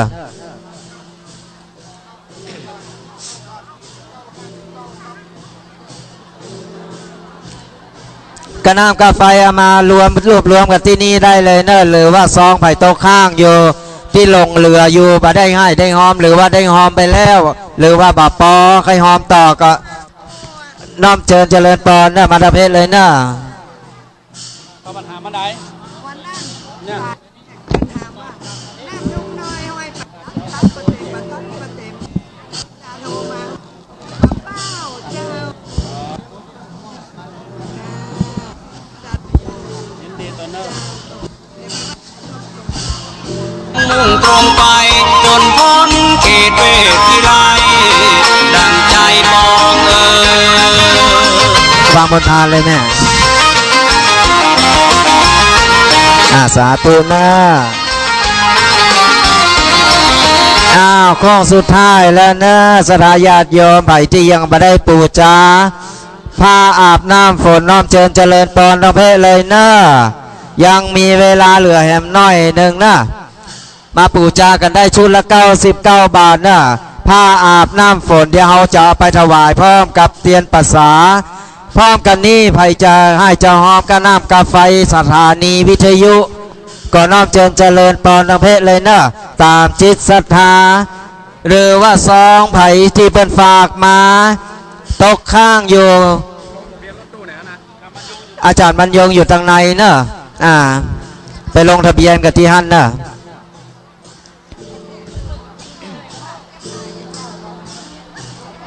ปูชาหน้าไฟมาทะเพศเลยนะใครให้ใครหอมเพิ่มเติมหรือว่าซองตกข้างอยู่ก็เอามารวบรวมที่นี่เลยที่เดียวเดี๋ยวเราจะเอาไปถวายเพิ่มกันและศรัทธาญาติโยม อา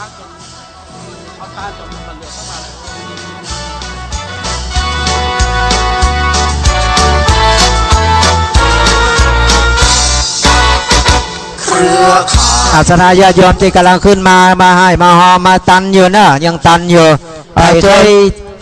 หอมไปกระน้ำกระไฟก็นอกเจริญปอนเพศเลยเนอะเจ้าของรถตู้มาลงทะเบียนนะแถม100 ซาวกว่ากันเนอะเจ้าของรถตู้ท่านจะพลาดรางวัลนะครับเนอะมาที่ท่านอาจารย์บรรยงเลยนะครับมาที่ท่านอาจารย์บรรยงเลยถ้าอันนี้จะไม่ได้รางวัลแล้วก็แสดงความเป็นเจ้าของรถตู้ตัวเนอะว่าหมายเลขอะไรอย่างนะครับเอาหมายเลขบอกคือเปิ้นตัวเอาหมายเลขรถบอกเปิ้นตัวนะครับเพราะฉะนั้นจะมีการลงทะเบียนเนอะญาติโยมศรัทธาจะจับมันโยงไอ้ปืนเนี่ยในห้องได้9เชื่อมโยงกันนครสวรรค์อุทัยธานีเครือข่ายนี้มีชื่อว่าวิทยุชุมชนชนทั่วแคว้นแดนไทยนี้มีเสรีสิทธิ์แสดงความคิดเสนอแนะและเหตุผลสื่อกันเขายกป่ะกันทุกบ้านตำบลวิทยุชุมชนโดยประชาชนประชาชนของไทยซองไผ่ตกข้างมาทะเพเลยเนอะเอามือสวมพอในกระเป๋าเสื้อในกระเป๋าสะพายก่อนมีซองตกข้างที่บันฝากมาอีปล่อยแม่ลืมก็เอามารวบรวมมาทั้งเพศเลยเนอะหรือว่าไผ่ยังมาได้ปูจาผ้าอาบน้ำฝนน้อมเจริญปอนยังมีเวลาเหลืออยู่เนอะ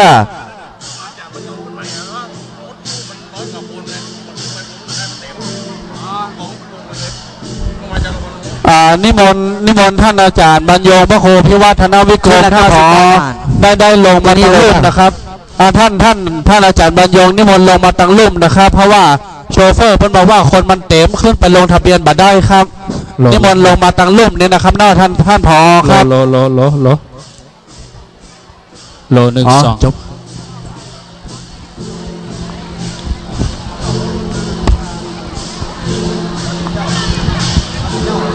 ชุดละ99 บาทนะเอาละดังแล้วเนาะเอาแล้วญาติโยมทั้งหลายได้เวลาแล้วเนอะบัดเดือนนี้จะเที่ยงป่ายใกล้บ่ายโมงต่อไปก็เชิญญาติโยมที่อยู่ตั้งลุ่มก็ขึ้นมาตั้งบนศาลานี่ก็นั่งได้รอบอยู่ที่สำคัญก็คือโชเฟอร์แต่ละกันที่มาลงทะเบียนแล้วตอนนี้ก็มีอยู่ประมาณ90 กันที่บัตรตันก็ถือว่าสละสิทธิ์เนื่องจากว่าอาตมาภาพได้บอกตั้งเมื่อตะวาวันก่อนนั่นก็คือลงทะเบียนในกลุ่มไลน์ตะกี้ก็คือมาแจ้งโวยว่ารถแต่ละกันให้บอกเบอร์ว่าตัวเก่าได้เบอร์อันหยังแล้วเพื่อนจะเขียนเบอร์แล้วเพื่อนจะเอาเบอร์รถน่ะมาใส่ในบาทนี่แล้วก็จะแจกรางวัลถึงโชเฟอร์แจกรางวัลถึงผู้โดยสารมีสิทธิ์ถึง2แล้วก็จะให้ท่านพระครูสังฆลักษณ์ธนอัตดำเนินการขั้นเวลาช่วงนี้จะแจกที่นี่30 รางวัลที่เหลือยกไปแจกที่ป่าไม้แดงแหม50 รางวัลรางวัลขั้นต่ำ80 บาทรางวัลขั้นสูง6 ล้านจะแจกคือนะแจกให้โชเฟอร์1 รางวัลแล้วก็แจกให้ผู้โดยสาร1 รางวัลสมมติว่าจกได้เบอร์อย่างโชเฟอร์ก็ได้ไป1ผู้โดยสารก็ได้ไป1ถ้าได้มาก็จะไปลืมกันเนอะนี่นั่งอยู่แต่มือนี่แต่ละตนหมายความว่าเอาไปลุ้นกันแล้วกันเถอะ ใจแต้นี่ใครเอารางวัลที่มันกินได้นะว่าอย่าเอาปลากระป๋องมาก่อนนักลดพอดีโยมเพื่อนฟังสถานีโยมใจบุญเพื่อนฟังที่ใน96โดยสุเทพ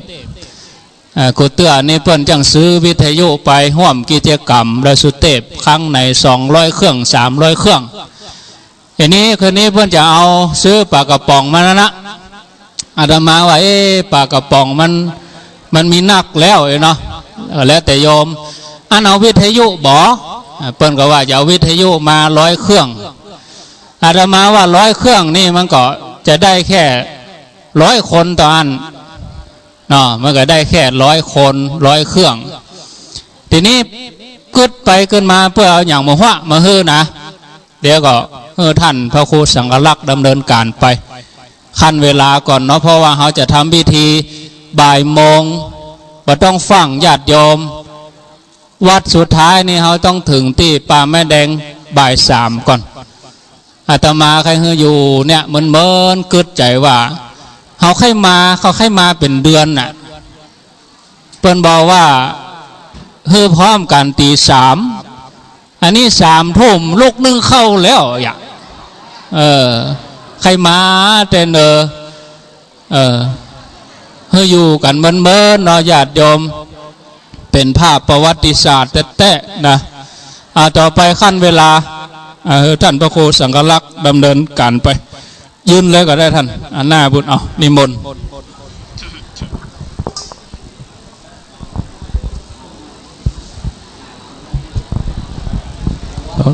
1 2 3ครับขอโอกาสครูบาอาจารย์ทุกรูปนะครับศรัทธาญาติโยมด้านทั้งหลายนะเราได้รอเวลาเนาะได้รอเวลาที่เราจะได้ในการได้ไหว้พระได้สมาทานเบญจศีลเนาะได้ถวายทานก็สำหรับโชเฟอร์นะที่ท่านอาจารย์ว่าที่จะมาขอลงทะเบียนที่หลังก็ท่านอาจารย์บอกว่าหมดโอกาสแล้วก็ศรัทธาญาติโยมที่เป็นผู้โดยสารเนาะก็ถือว่าหมดโอกาสแล้วเนอะถ้าว่าเบอร์ใดที่เพิ่นว่าได้มาที่เพิ่นว่าได้มาลงทะเบียนไว้ก็ถือว่าสละสิทธิ์ไปเนาะสละสิทธิ์ไปได้ยินอยู่เนาะในศาลานี้เนาะมันไม่ค่อยได้ยินทีนะก็ท่านอาจารย์เพื่อได้ในศาลาหรือว่าในที่วัดนี่ก็30รางวัลเนอะศรัทธา30รางวัลต่อไปก็ในรางวัลแรกเนาะในรางวัลแรกก็จะขอเมตตาหลวงพ่อท่านพระครูสุเมธธรรมเสวีได้เป็นคนจับรางวัลแรกว่าจะเป็นผู้โชคดีเนาะเป็นผู้โชคดีเบอร์รถกันใดเนอะฟังด้วยนะถ้านับ1 ถึง 5มาถือว่าสละสิทธิ์ฉีกขว้างทันทีนะฉีกเบอร์นะจะว่าฉีกรางวัลนะฉีกเบอร์อันดับแรกเนาะมือหลวงพ่อจะเบอร์ใดเนอะ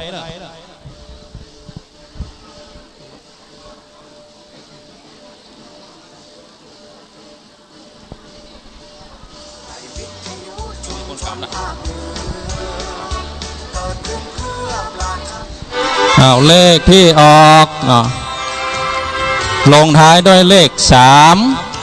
ไผ่หูตัวว่ามีเลข3ด้านหลังนะฟังกันเถอะมีตั้งหน้าอยู่นะมีตั้งหน้าอยู่ 83เบอร์83รถตู้83คนขับก็ได้หรือว่าผู้โดยสารก็ได้ที่อยู่ในนี่นะตะลุ่มก็ได้8381ครั้นแล้วนาทีดังว่า832ดักปิ้งจำได้ว่ารถเขากันใด มาแล้วกะถ้ามาเข้าใจเนอะตาลุ่มได้ยินก่อนตาลุ่มได้ยินอยู่เนาะได้ยินก่อนเขาก็ไม่ได้พอตาลุ่มแล้วนะได้ยินดัง833แล้วเนอะ3แล้วนะป้ายรถเนอะป้ายรถคนขับ แล้วก็ผู้โดยสารกรุณาจำป้ายรถไผ่จำมาได้โทรหาคนขับด่วนเบอร์เฮาเบอร์ใดนะ834แล้วโอ้ไม่ค่อยได้ด่ะมันใจกะเตียวมานี่มันใจเนาะมันใจ834เกิงมันเกิงเราจะว่าอาจารย์ใจฮ้อนนักลำไว้นะมีเนาะ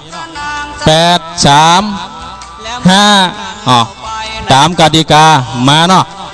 มานะเป็นพยานเนอะว่าเพิ่นมานะฮะมาล่ะ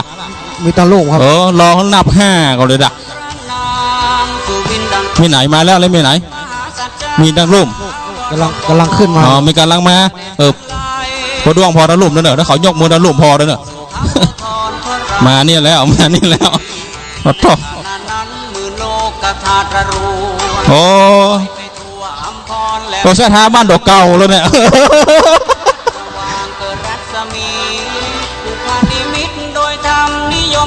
ยืนก็ได้มือยืนเลยโอ้แปลว่าเสื้อท้าวัดดอกเก่าผมเจ้าหอยล็อกแล้วเนี่ยนะผมเจ้าหอยล็อกเนอะ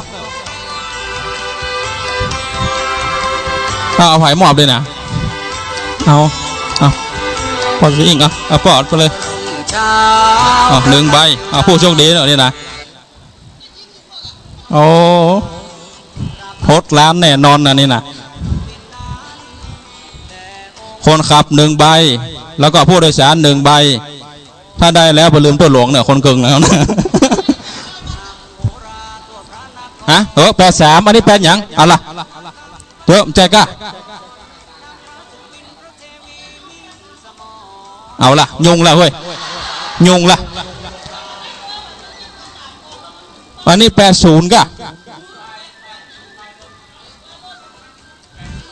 80เอาไปปิก83มาแล้วอันนี้ไปเลยเลขที่นะจะทะเบียนรถนะเอาไป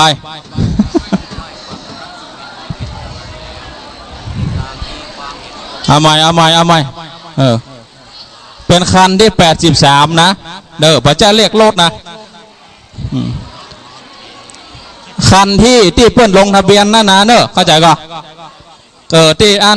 ที่ลงทะเบียนน่ะที่ลงทะเบียนด้านอาจารย์นั่นนะต่อฮะเอาเบอร์พระครูเอาเบอร์ต่อไปพระครูสถิตสารคุณดอกมีเป็นปุ๊บเลยเนาะ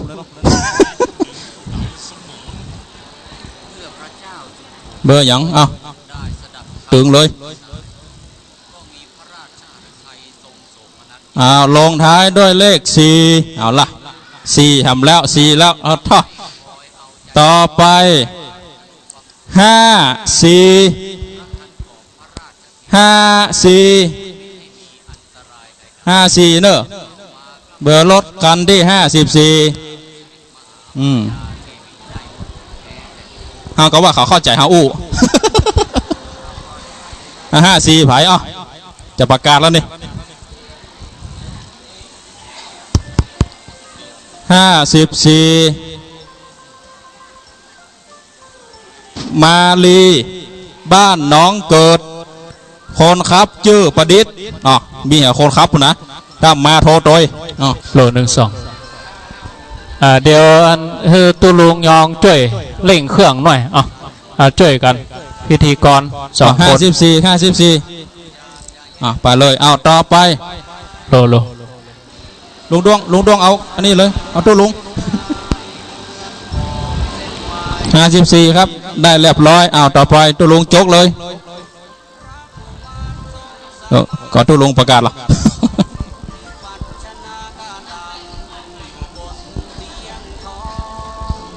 โอ้นี่ก็เลข5เหมือนกันเนอะอันนี้5ใหญ่52เนาะ52ครับ52ตัวลุงอ่านเลยครับ52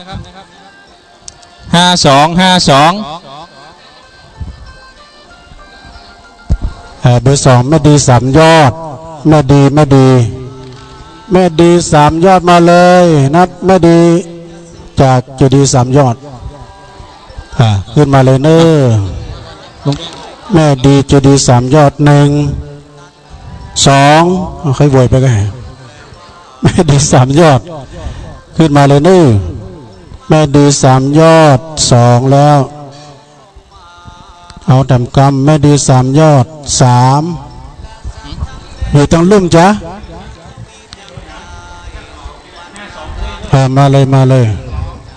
52มาแล้วมาเลยแม่ดีสามยอดก็เลยเดี๋ยวกันก็เดี๋ยวขึ้นดังปืนไปเนอะมันจะได้โวยดำหน่อยต่อไปผู้คนเบอร์ต่อไป116ครับ116ตัวลงพอเนอะตัวลง116ก็เดี๋ยวกำลังเสาะหาว่ากันเนอะ116ครับ116116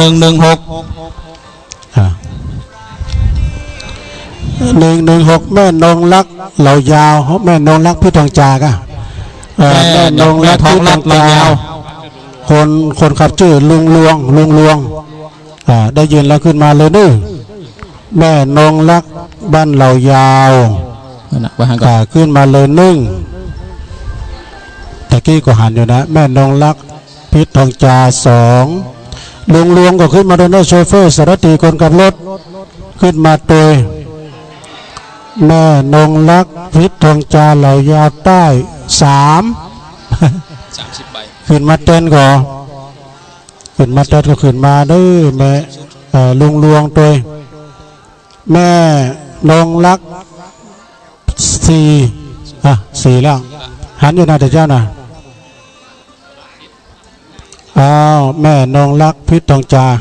5สารสิทธิ์ไปสารสิทธิ์เนอะ116สารสิทธิ์ต่อไป3พร้อมแล้วนี่นะ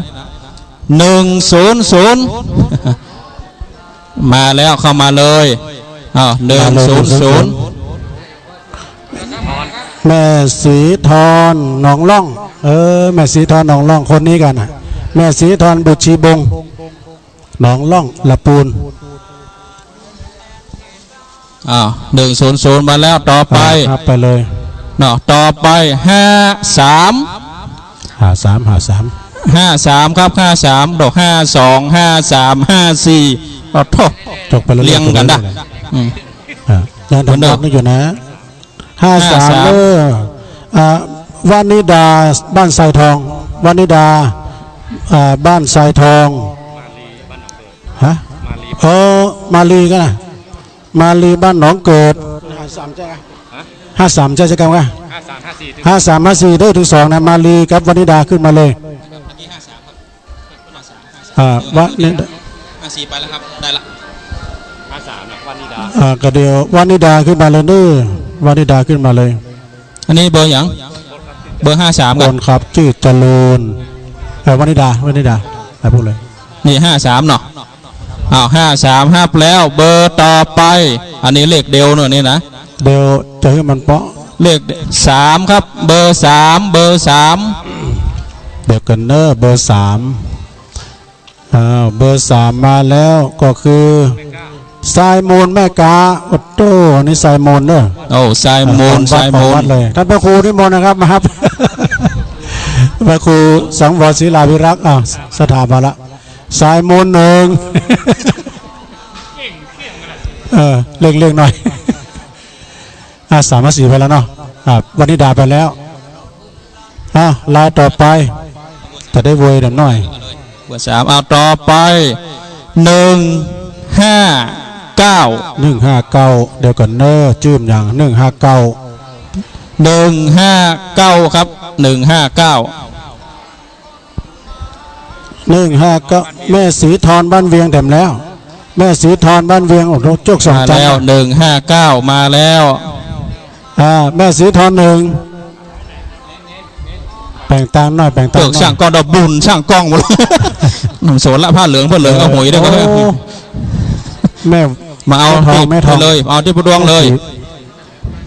ต่อไปสีทรนะเนาะต่อไป169เดี๋ยวก่อนนึง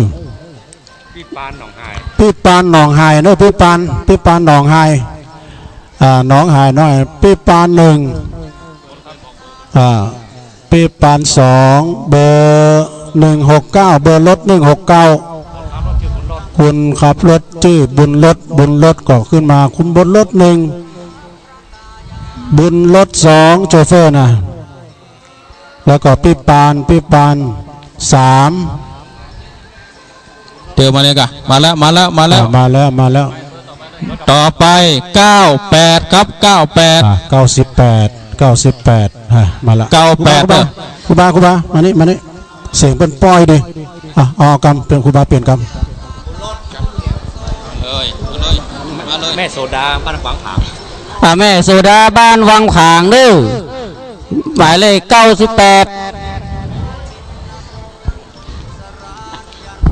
นั่น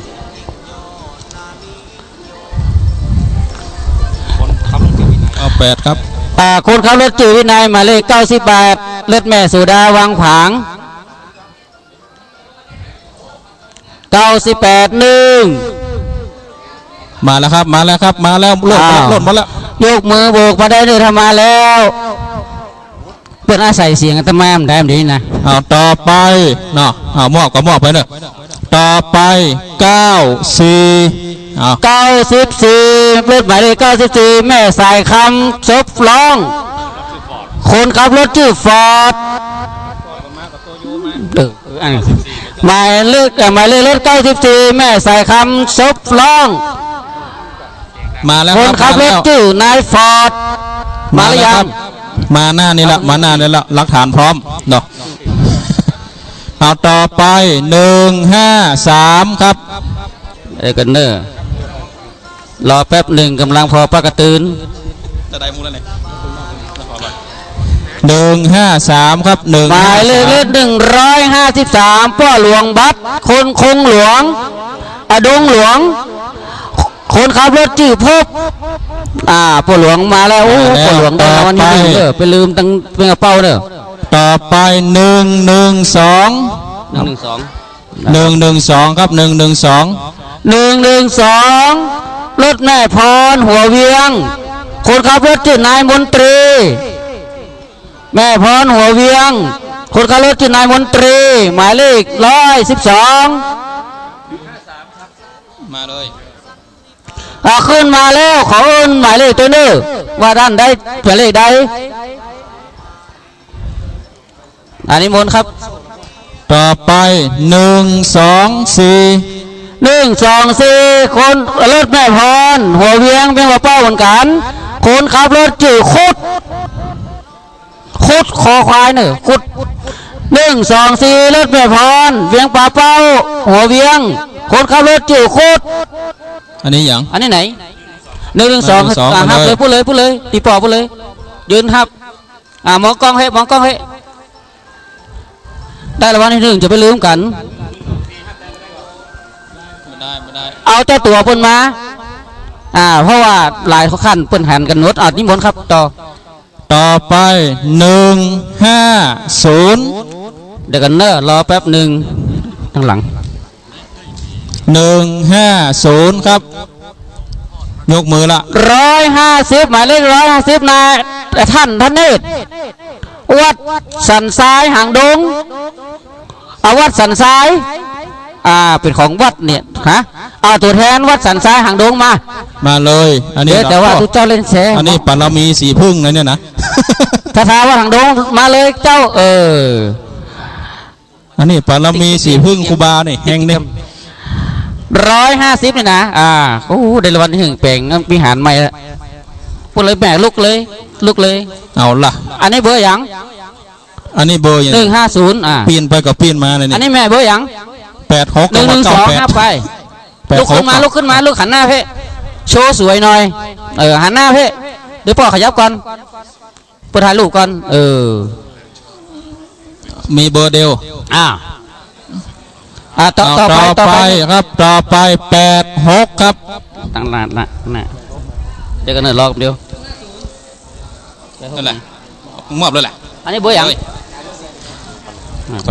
86ครับ86รถลุงแก้วท่าไม้ นายล่าเป็นคนขับรถลุงแก้วท่าไม้คนขับรถนายล่า86หมายเลข86เนี่ยรถคนขับรถหมายเลข86ลุงแก้วท่าไม้อยู่ตั้งลมขึ้นมาเนอะคนขับรถตัวเนอะนายล่าต่อไปครับ มาแล้วครับหล่นมาแล้วเอาต่อไป142ครับ 142แม่ออดร้องเครือกาวคนขับรถนายอายแม่ออดร้องเครือกาวคนขับรถจื่ออายคือกวาวคือกาวนะ มาเลยไปครับเลยส่วนมากจะได้ตังลุ่มเลยนะตังบนนี่ได้กระพอมาได้ ถามว่าครูต่อเลยครับต่อไป68ครับเดี๋ยวกันเนอะแผ่นหนึ่ง68ครับ68แม่อ้วนสันหินคนขับรถนายวิทยาแม่อ้วนสันหินโชเฟอร์ชื่อนายวิทยา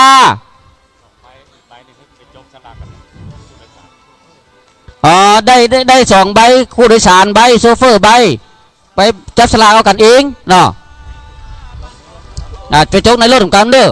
ครับต่อไป139เดี๋ยวกันเด้อต้องหาเลขก่อน139วิลาดงหาดนาคคนขับรถไอ้คิด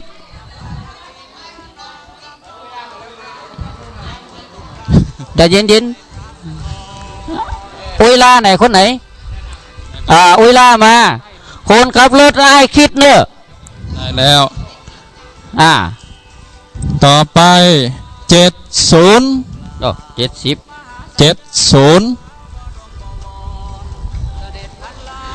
70 นายสมขันหอมบ้านสาคนขับรถจื่อนายก้องนายสมบ้านสาเบี้ยงกับเป้ากันเนี่ยนะคนขับรถจื่อกล้องนี่หมายเลข70ต่อไป170พ่อประทีปเราปาตานคนขับรถจื่อนายมินเราปาตานแม่แจมเด้อคนขับรถจื่อนายมินพ่อประทีปเราปาตาน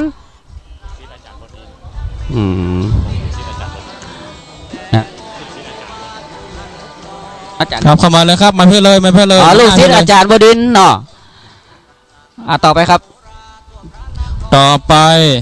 185ฮะเลยไปละ5 หมีเราเพิ่งเขียนใส่จกใหม่เนาะเป็น5จกไปทิ้งไปอย่าลึกเหลือ179เลยนั่นไม่ใช่ครับผมเขียนใส่แน่นอนต่อเลยครับ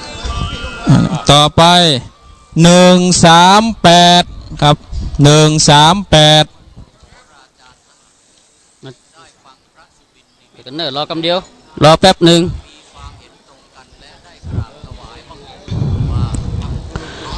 138แม่ดีเหล่าแมวคนขับรถจื่อนายดุยเหรอดุยขับรถจื่อนายดุยแม่ดีเหล่าแมวคนขับรถจื่อดุย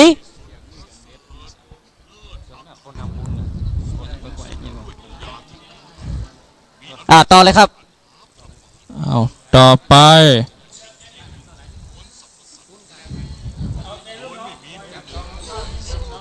อันนี้อย่างไรความรวดใหญ่147ก่อนเลย142ครับ142ไปแล้วหรอเลขมันซ้ำกันนะยังครับยังไม่อดเนี่ยไม่อด 142ครับเนี่ย นี่2ไปแล้วซ้ำแล้วไปแล้ว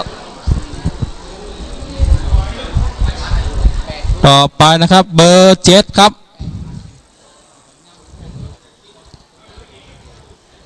เลิศหมายเลข7แม่บัวไหลวังขามป้อมนายอภินันท์คนขับรถแม่บัวไหลวังขามป้อมนายอภินันท์คนขับรถหมายเลข7ต่อเลยครับเพื่อนไทยจะได้ยินแล้วต่อไป49ครับ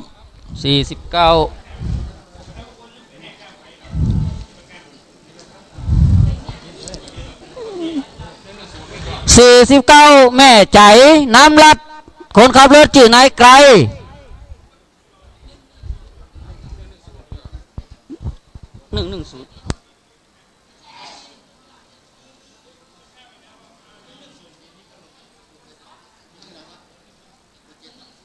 เบอร์7มาต่อไปครับ110โทรถามพอดีได้พอดี ผมหมอขนาดได้เนี่ยยังได้ด้วย110แม่พรหัวเวียงคนขับรถชื่อนายตายลูกเขาไปเอาเลยแม่ลูกคุณเอามาหันหน้าให้หันหน้าให้ติดลุงเสื้อเหลืองเนี่ยติดลุงเสื้อเหลืองซ้ายขวาซ้ายมือหันหน้าไว้ก่อนเดี๋ยวก่อนแม่เดี๋ยวก่อนแม่เดี๋ยวกำเดียวเอาต่อ178ครับเตี้ยวไปเลยแม่เตี้ยวเลยต้องมันจ้านั่นก้มไปเอาเพราะ178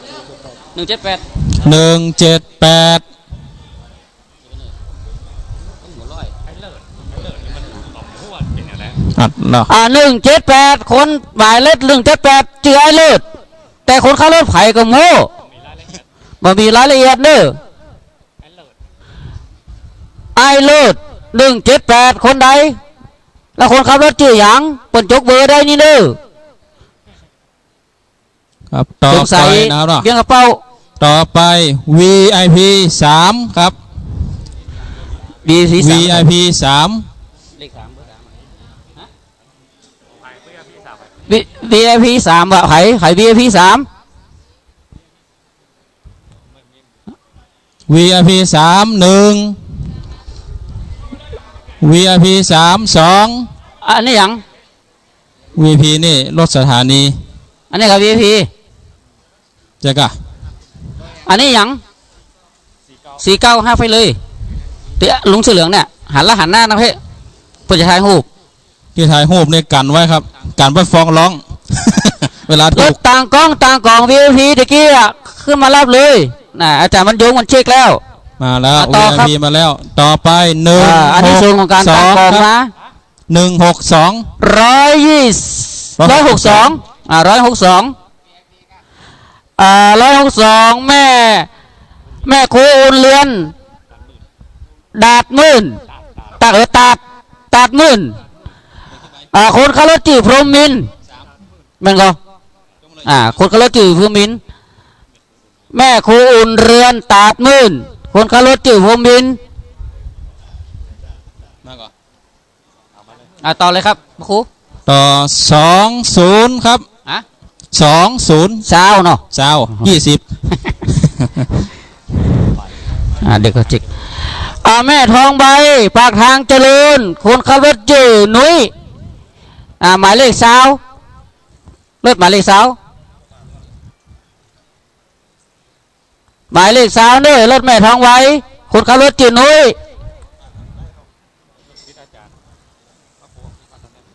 อันนี้ลูกศิษย์อาจารย์พระครูอภิวัตรพระนิคมเด้ออาจารย์มันยงอาจารย์มันยงว่าผมได้ล็อกสเปคเนอะอันนี้หมดต่อครับต่อไป9ครับรถหมายเลข9แม่บัวไหลวังมะขามป้อมคนจืดเนี่ยลี่เมืองกลางคนขับรถจืดลี่เมืองกลางแต่คนบ้านปุ้นจำจืดได้อันนี้เบอร์อย่างแม่นหลักเกียร์178178แกหับเลยหันหน้าให้ป่อหน้าให้ผู้ชายหูกชื่อไอเลิศไปก่อนไม่นะอันนี้ทำมาชื่อไอเลิศจึงจับเลยหันหน้า ต้องหันหน้าเข้ากล้องถ่ายเป็นหลักฐาน เดี๋ยวมันจะรู้กัน30 ล้านน่ะนะเนาะ86มีกะกี่86นี่ยังครูปีชาแล้วยุ่งเนอะแล้วสักเตี่ยมุกกี่ปีมันนี่ล่ะหันหน้าเพ่แก้วทำไม่ต่อไปครับโอ้ยัง2-3 คนขอเบอร์ตัวหนึ่งเบอร์อย่างมาเข้ามาหมายเลขยังสุดท้ายแล้วฮะหมายเลขยัง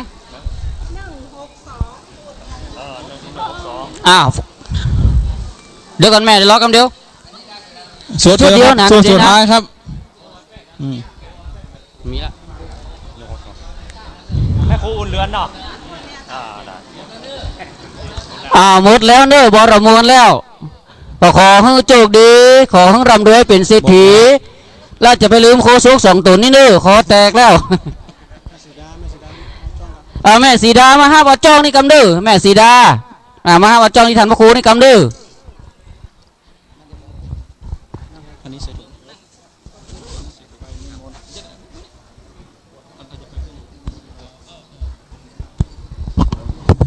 นี่30 รางวัลนะครับ30 รางวัล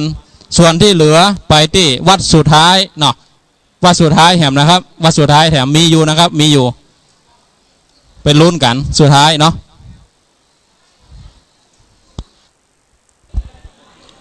ต่อไปจะได้ประกอบพิธีเนอะศรัทธาญาติโยมท่านทั้งหลายตั้งอกตั้งใจฮ้อนอย่างใดเฮาทั้งหลายก็เย็นไว้โยมเนาะเย็นไว้ก่อนเย็นไว้ก่อนใจเย็นเย็นกำลังบ่ายกำลังเตี้ยงกับ43 นาทีวันนี้จะได้ถวายทานจำนวน4 วัดด้วยกันมีวัดพระบาทอุดม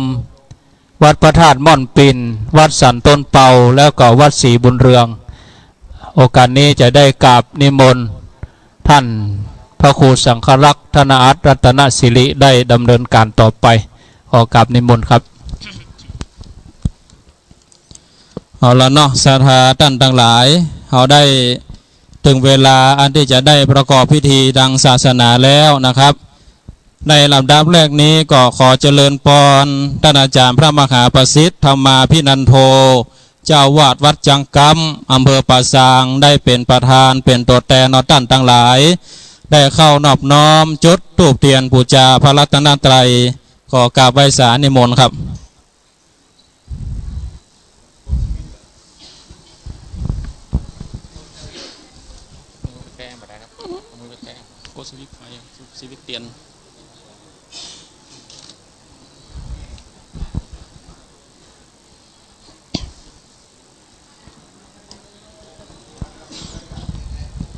ตอนนี้ท่านอาจารย์พระมหาประสิทธิ์ธรรมาภินันโทเจ้าวาดวัดจังกำซึ่งเป็นพระนักจารยการองค์หนึ่งนะครับได้จุดธูปเทียนบูชาพระรัตนตรัยเป็นที่เรียบร้อยต่อไปศรัทธาท่านทั้งหลายได้กล่าวคำบูชาพระรัตนตรัยโดยพร้อมกันเนออิมินาสกาเลนะพุทธังอภิปูชยามาอิมินาสกาเลนะธัมมังอภิปูชยามาอิมินาสกาเลนะสังฆังอภิปูชยามาอะระหังสัมมาสัมพุทโธภะคะวาพุทธังภะคะวันตังอภิวาเทมิสวากขาโตภะคะวะตาธัมโมธัมมังนัมมัสสามิสุปฏิปันโนภะคะวะโตสาวกสังโฆสังฆังนะมามิ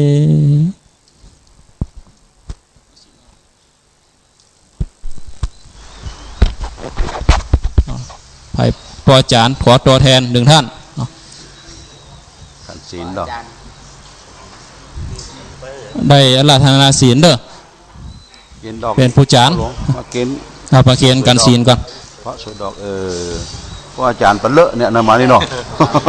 เอาว่าพร้อมกันก็ได้เนาะมีผู้จานก็ว่าพร้อมกันเลยเนอะเอามายังบันเตพร้อมกันเนอะเอา1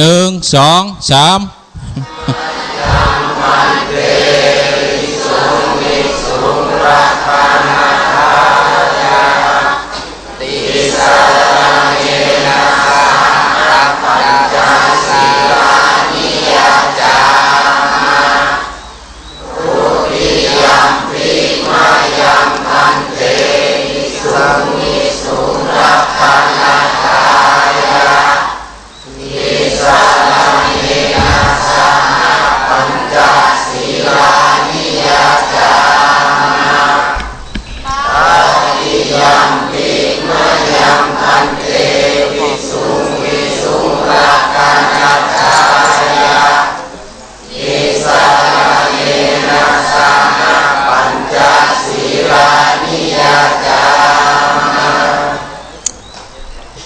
นะโม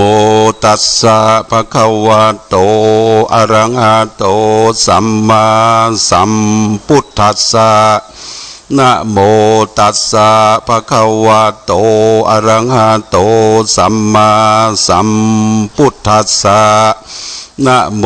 ตัสสะภะคะวะโตอะระหะโตสัมมาสัมพุทธัสสะ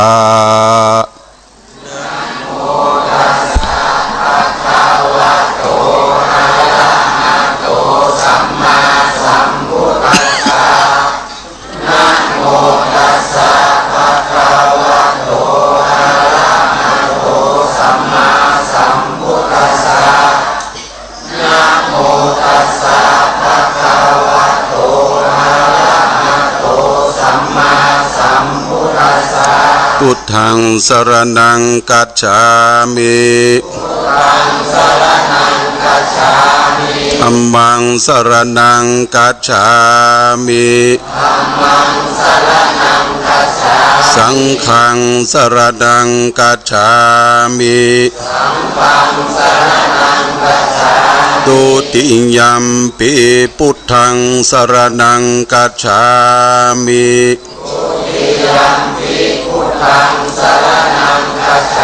ตุติยัมปิธัมมังสรณังกัจฉา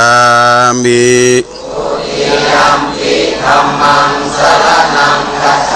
ตุติยัมปิสังฆังสรณังกัจฉามิ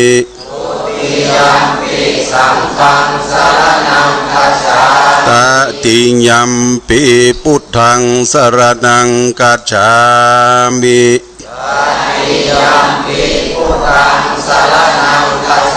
ตติยัมปิธัมมังสรณังกัจฉามิ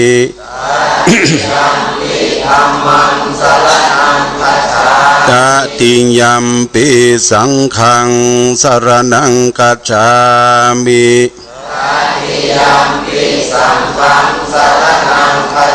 ติสรณะคัมมนังนิทิตังปานาติปาตาเวระมณีสิกขาปะทังสมาธิยามิ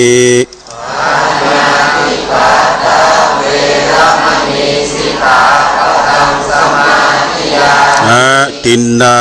ตานาเวระมณีสิกขาปะทังสมาธิยามิ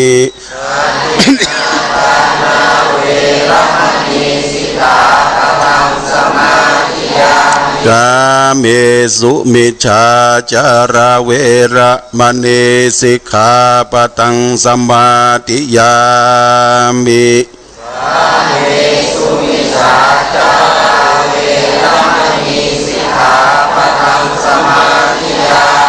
มุสาวาตาเวระมณีสิกขาปะทังสมาธิยามิ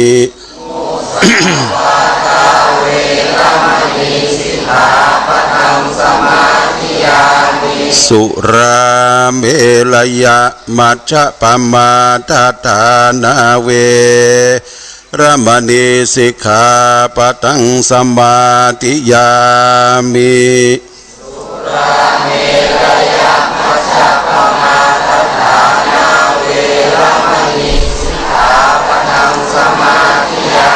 อิมานิปัญจสิกขาปทานิสีเลนะสุขติงยันติสีเลนะโภกสัมปตาสีเลนะนิพุติงยันติตัสมาสีลังวิโสทะเยก่อนที่เขาท่านทั้งหลายจะได้กล่าวคำถวายเตียนพร้อมด้วยบริวารก็จะได้ไหว้สานิมนต์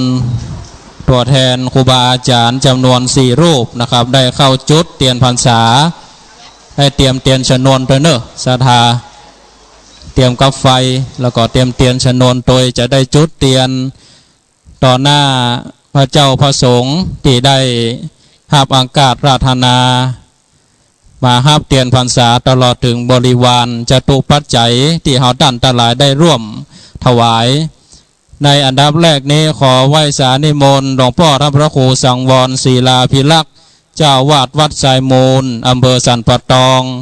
ได้เข้านอบน้อมจุดเตียนพรรษาเล่มที่1ขอไหว้สากราบนิมนต์ครับแล้วก็ไหว้สากราบนิมนต์ท่านอาจารย์วรรณชัยชยานันโทวัดพระพุทธศรีคีรีได้เข้านอบน้อมจุดเตียนเล่มที่2สาตาท่านทั้งหลายก็พนมมือไว้เนอะพนมมือไว้ให้คณะที่ครูบาอาจารย์เพื่อนได้จุดเตียนก่อศรัทธาท่านทั้งหลายได้เข้าอธิษฐานเนอะศรัทธาญาติโยมอธิษฐาน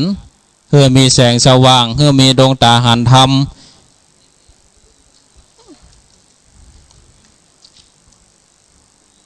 หลวงพ่อพระครูสังวรศิลาภิลักษ์เจ้าวาดวัดชายมูลอำเภอสันปะตองท่านอาจารย์วรรณชัยชยานันโทนะครับแล้วก็รูปที่3ไหว้สากราบนิมนต์ท่านอาจารย์พระอธิการจำนันวัดสันกุฎทองหรือว่าครูบา40,000ได้เข้านอบน้อมจุดเตียนเล่มที่3มาได้ตายามองตะกี้ลืมไปตาใส่หลายๆจังมัน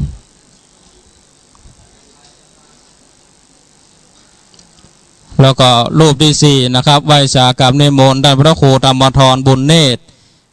วัดสันทรายซึ่งเป็นครูบาอาจารย์เป็นตัวแทนของคลื่น104วัดฝ่ายหินแล้วก็คลื่น96วัดพระบรมธาตุเจ้าดอยสุเทพนะครับขอกราบไหว้สานิมนต์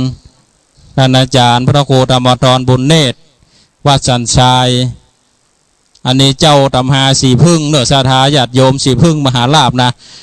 สีพึ่งครูบาเพิ่นดีหลังจากที่ครูบาอาจารย์ได้จุดเตียนเป็นที่เรียบร้อยแล้วก็จะได้ไหว้สากราบนิมนต์หลวงพ่อพระครูสุเมธธรรมเสวีได้นำศรัทธาท่านทั้งหลายได้กล่าวกรรมถวายเตียน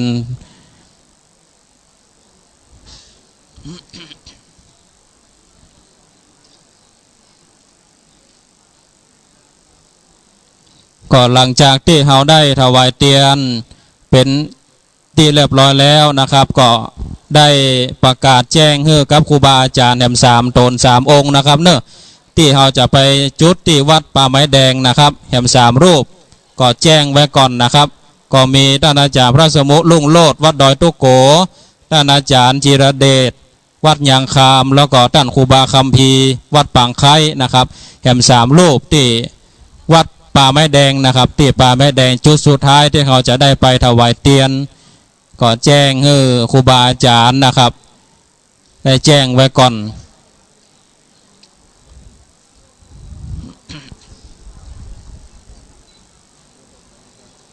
ชาทาท่านตาหลายอยู่ตังบนก็ดีอยู่ตังลุ่มก็ดีก็อยู่ในอาการอันสงบเนอะอยู่ในอาการอันสงบวันนี้เราได้มาร่วมกันเราเป็นคณะ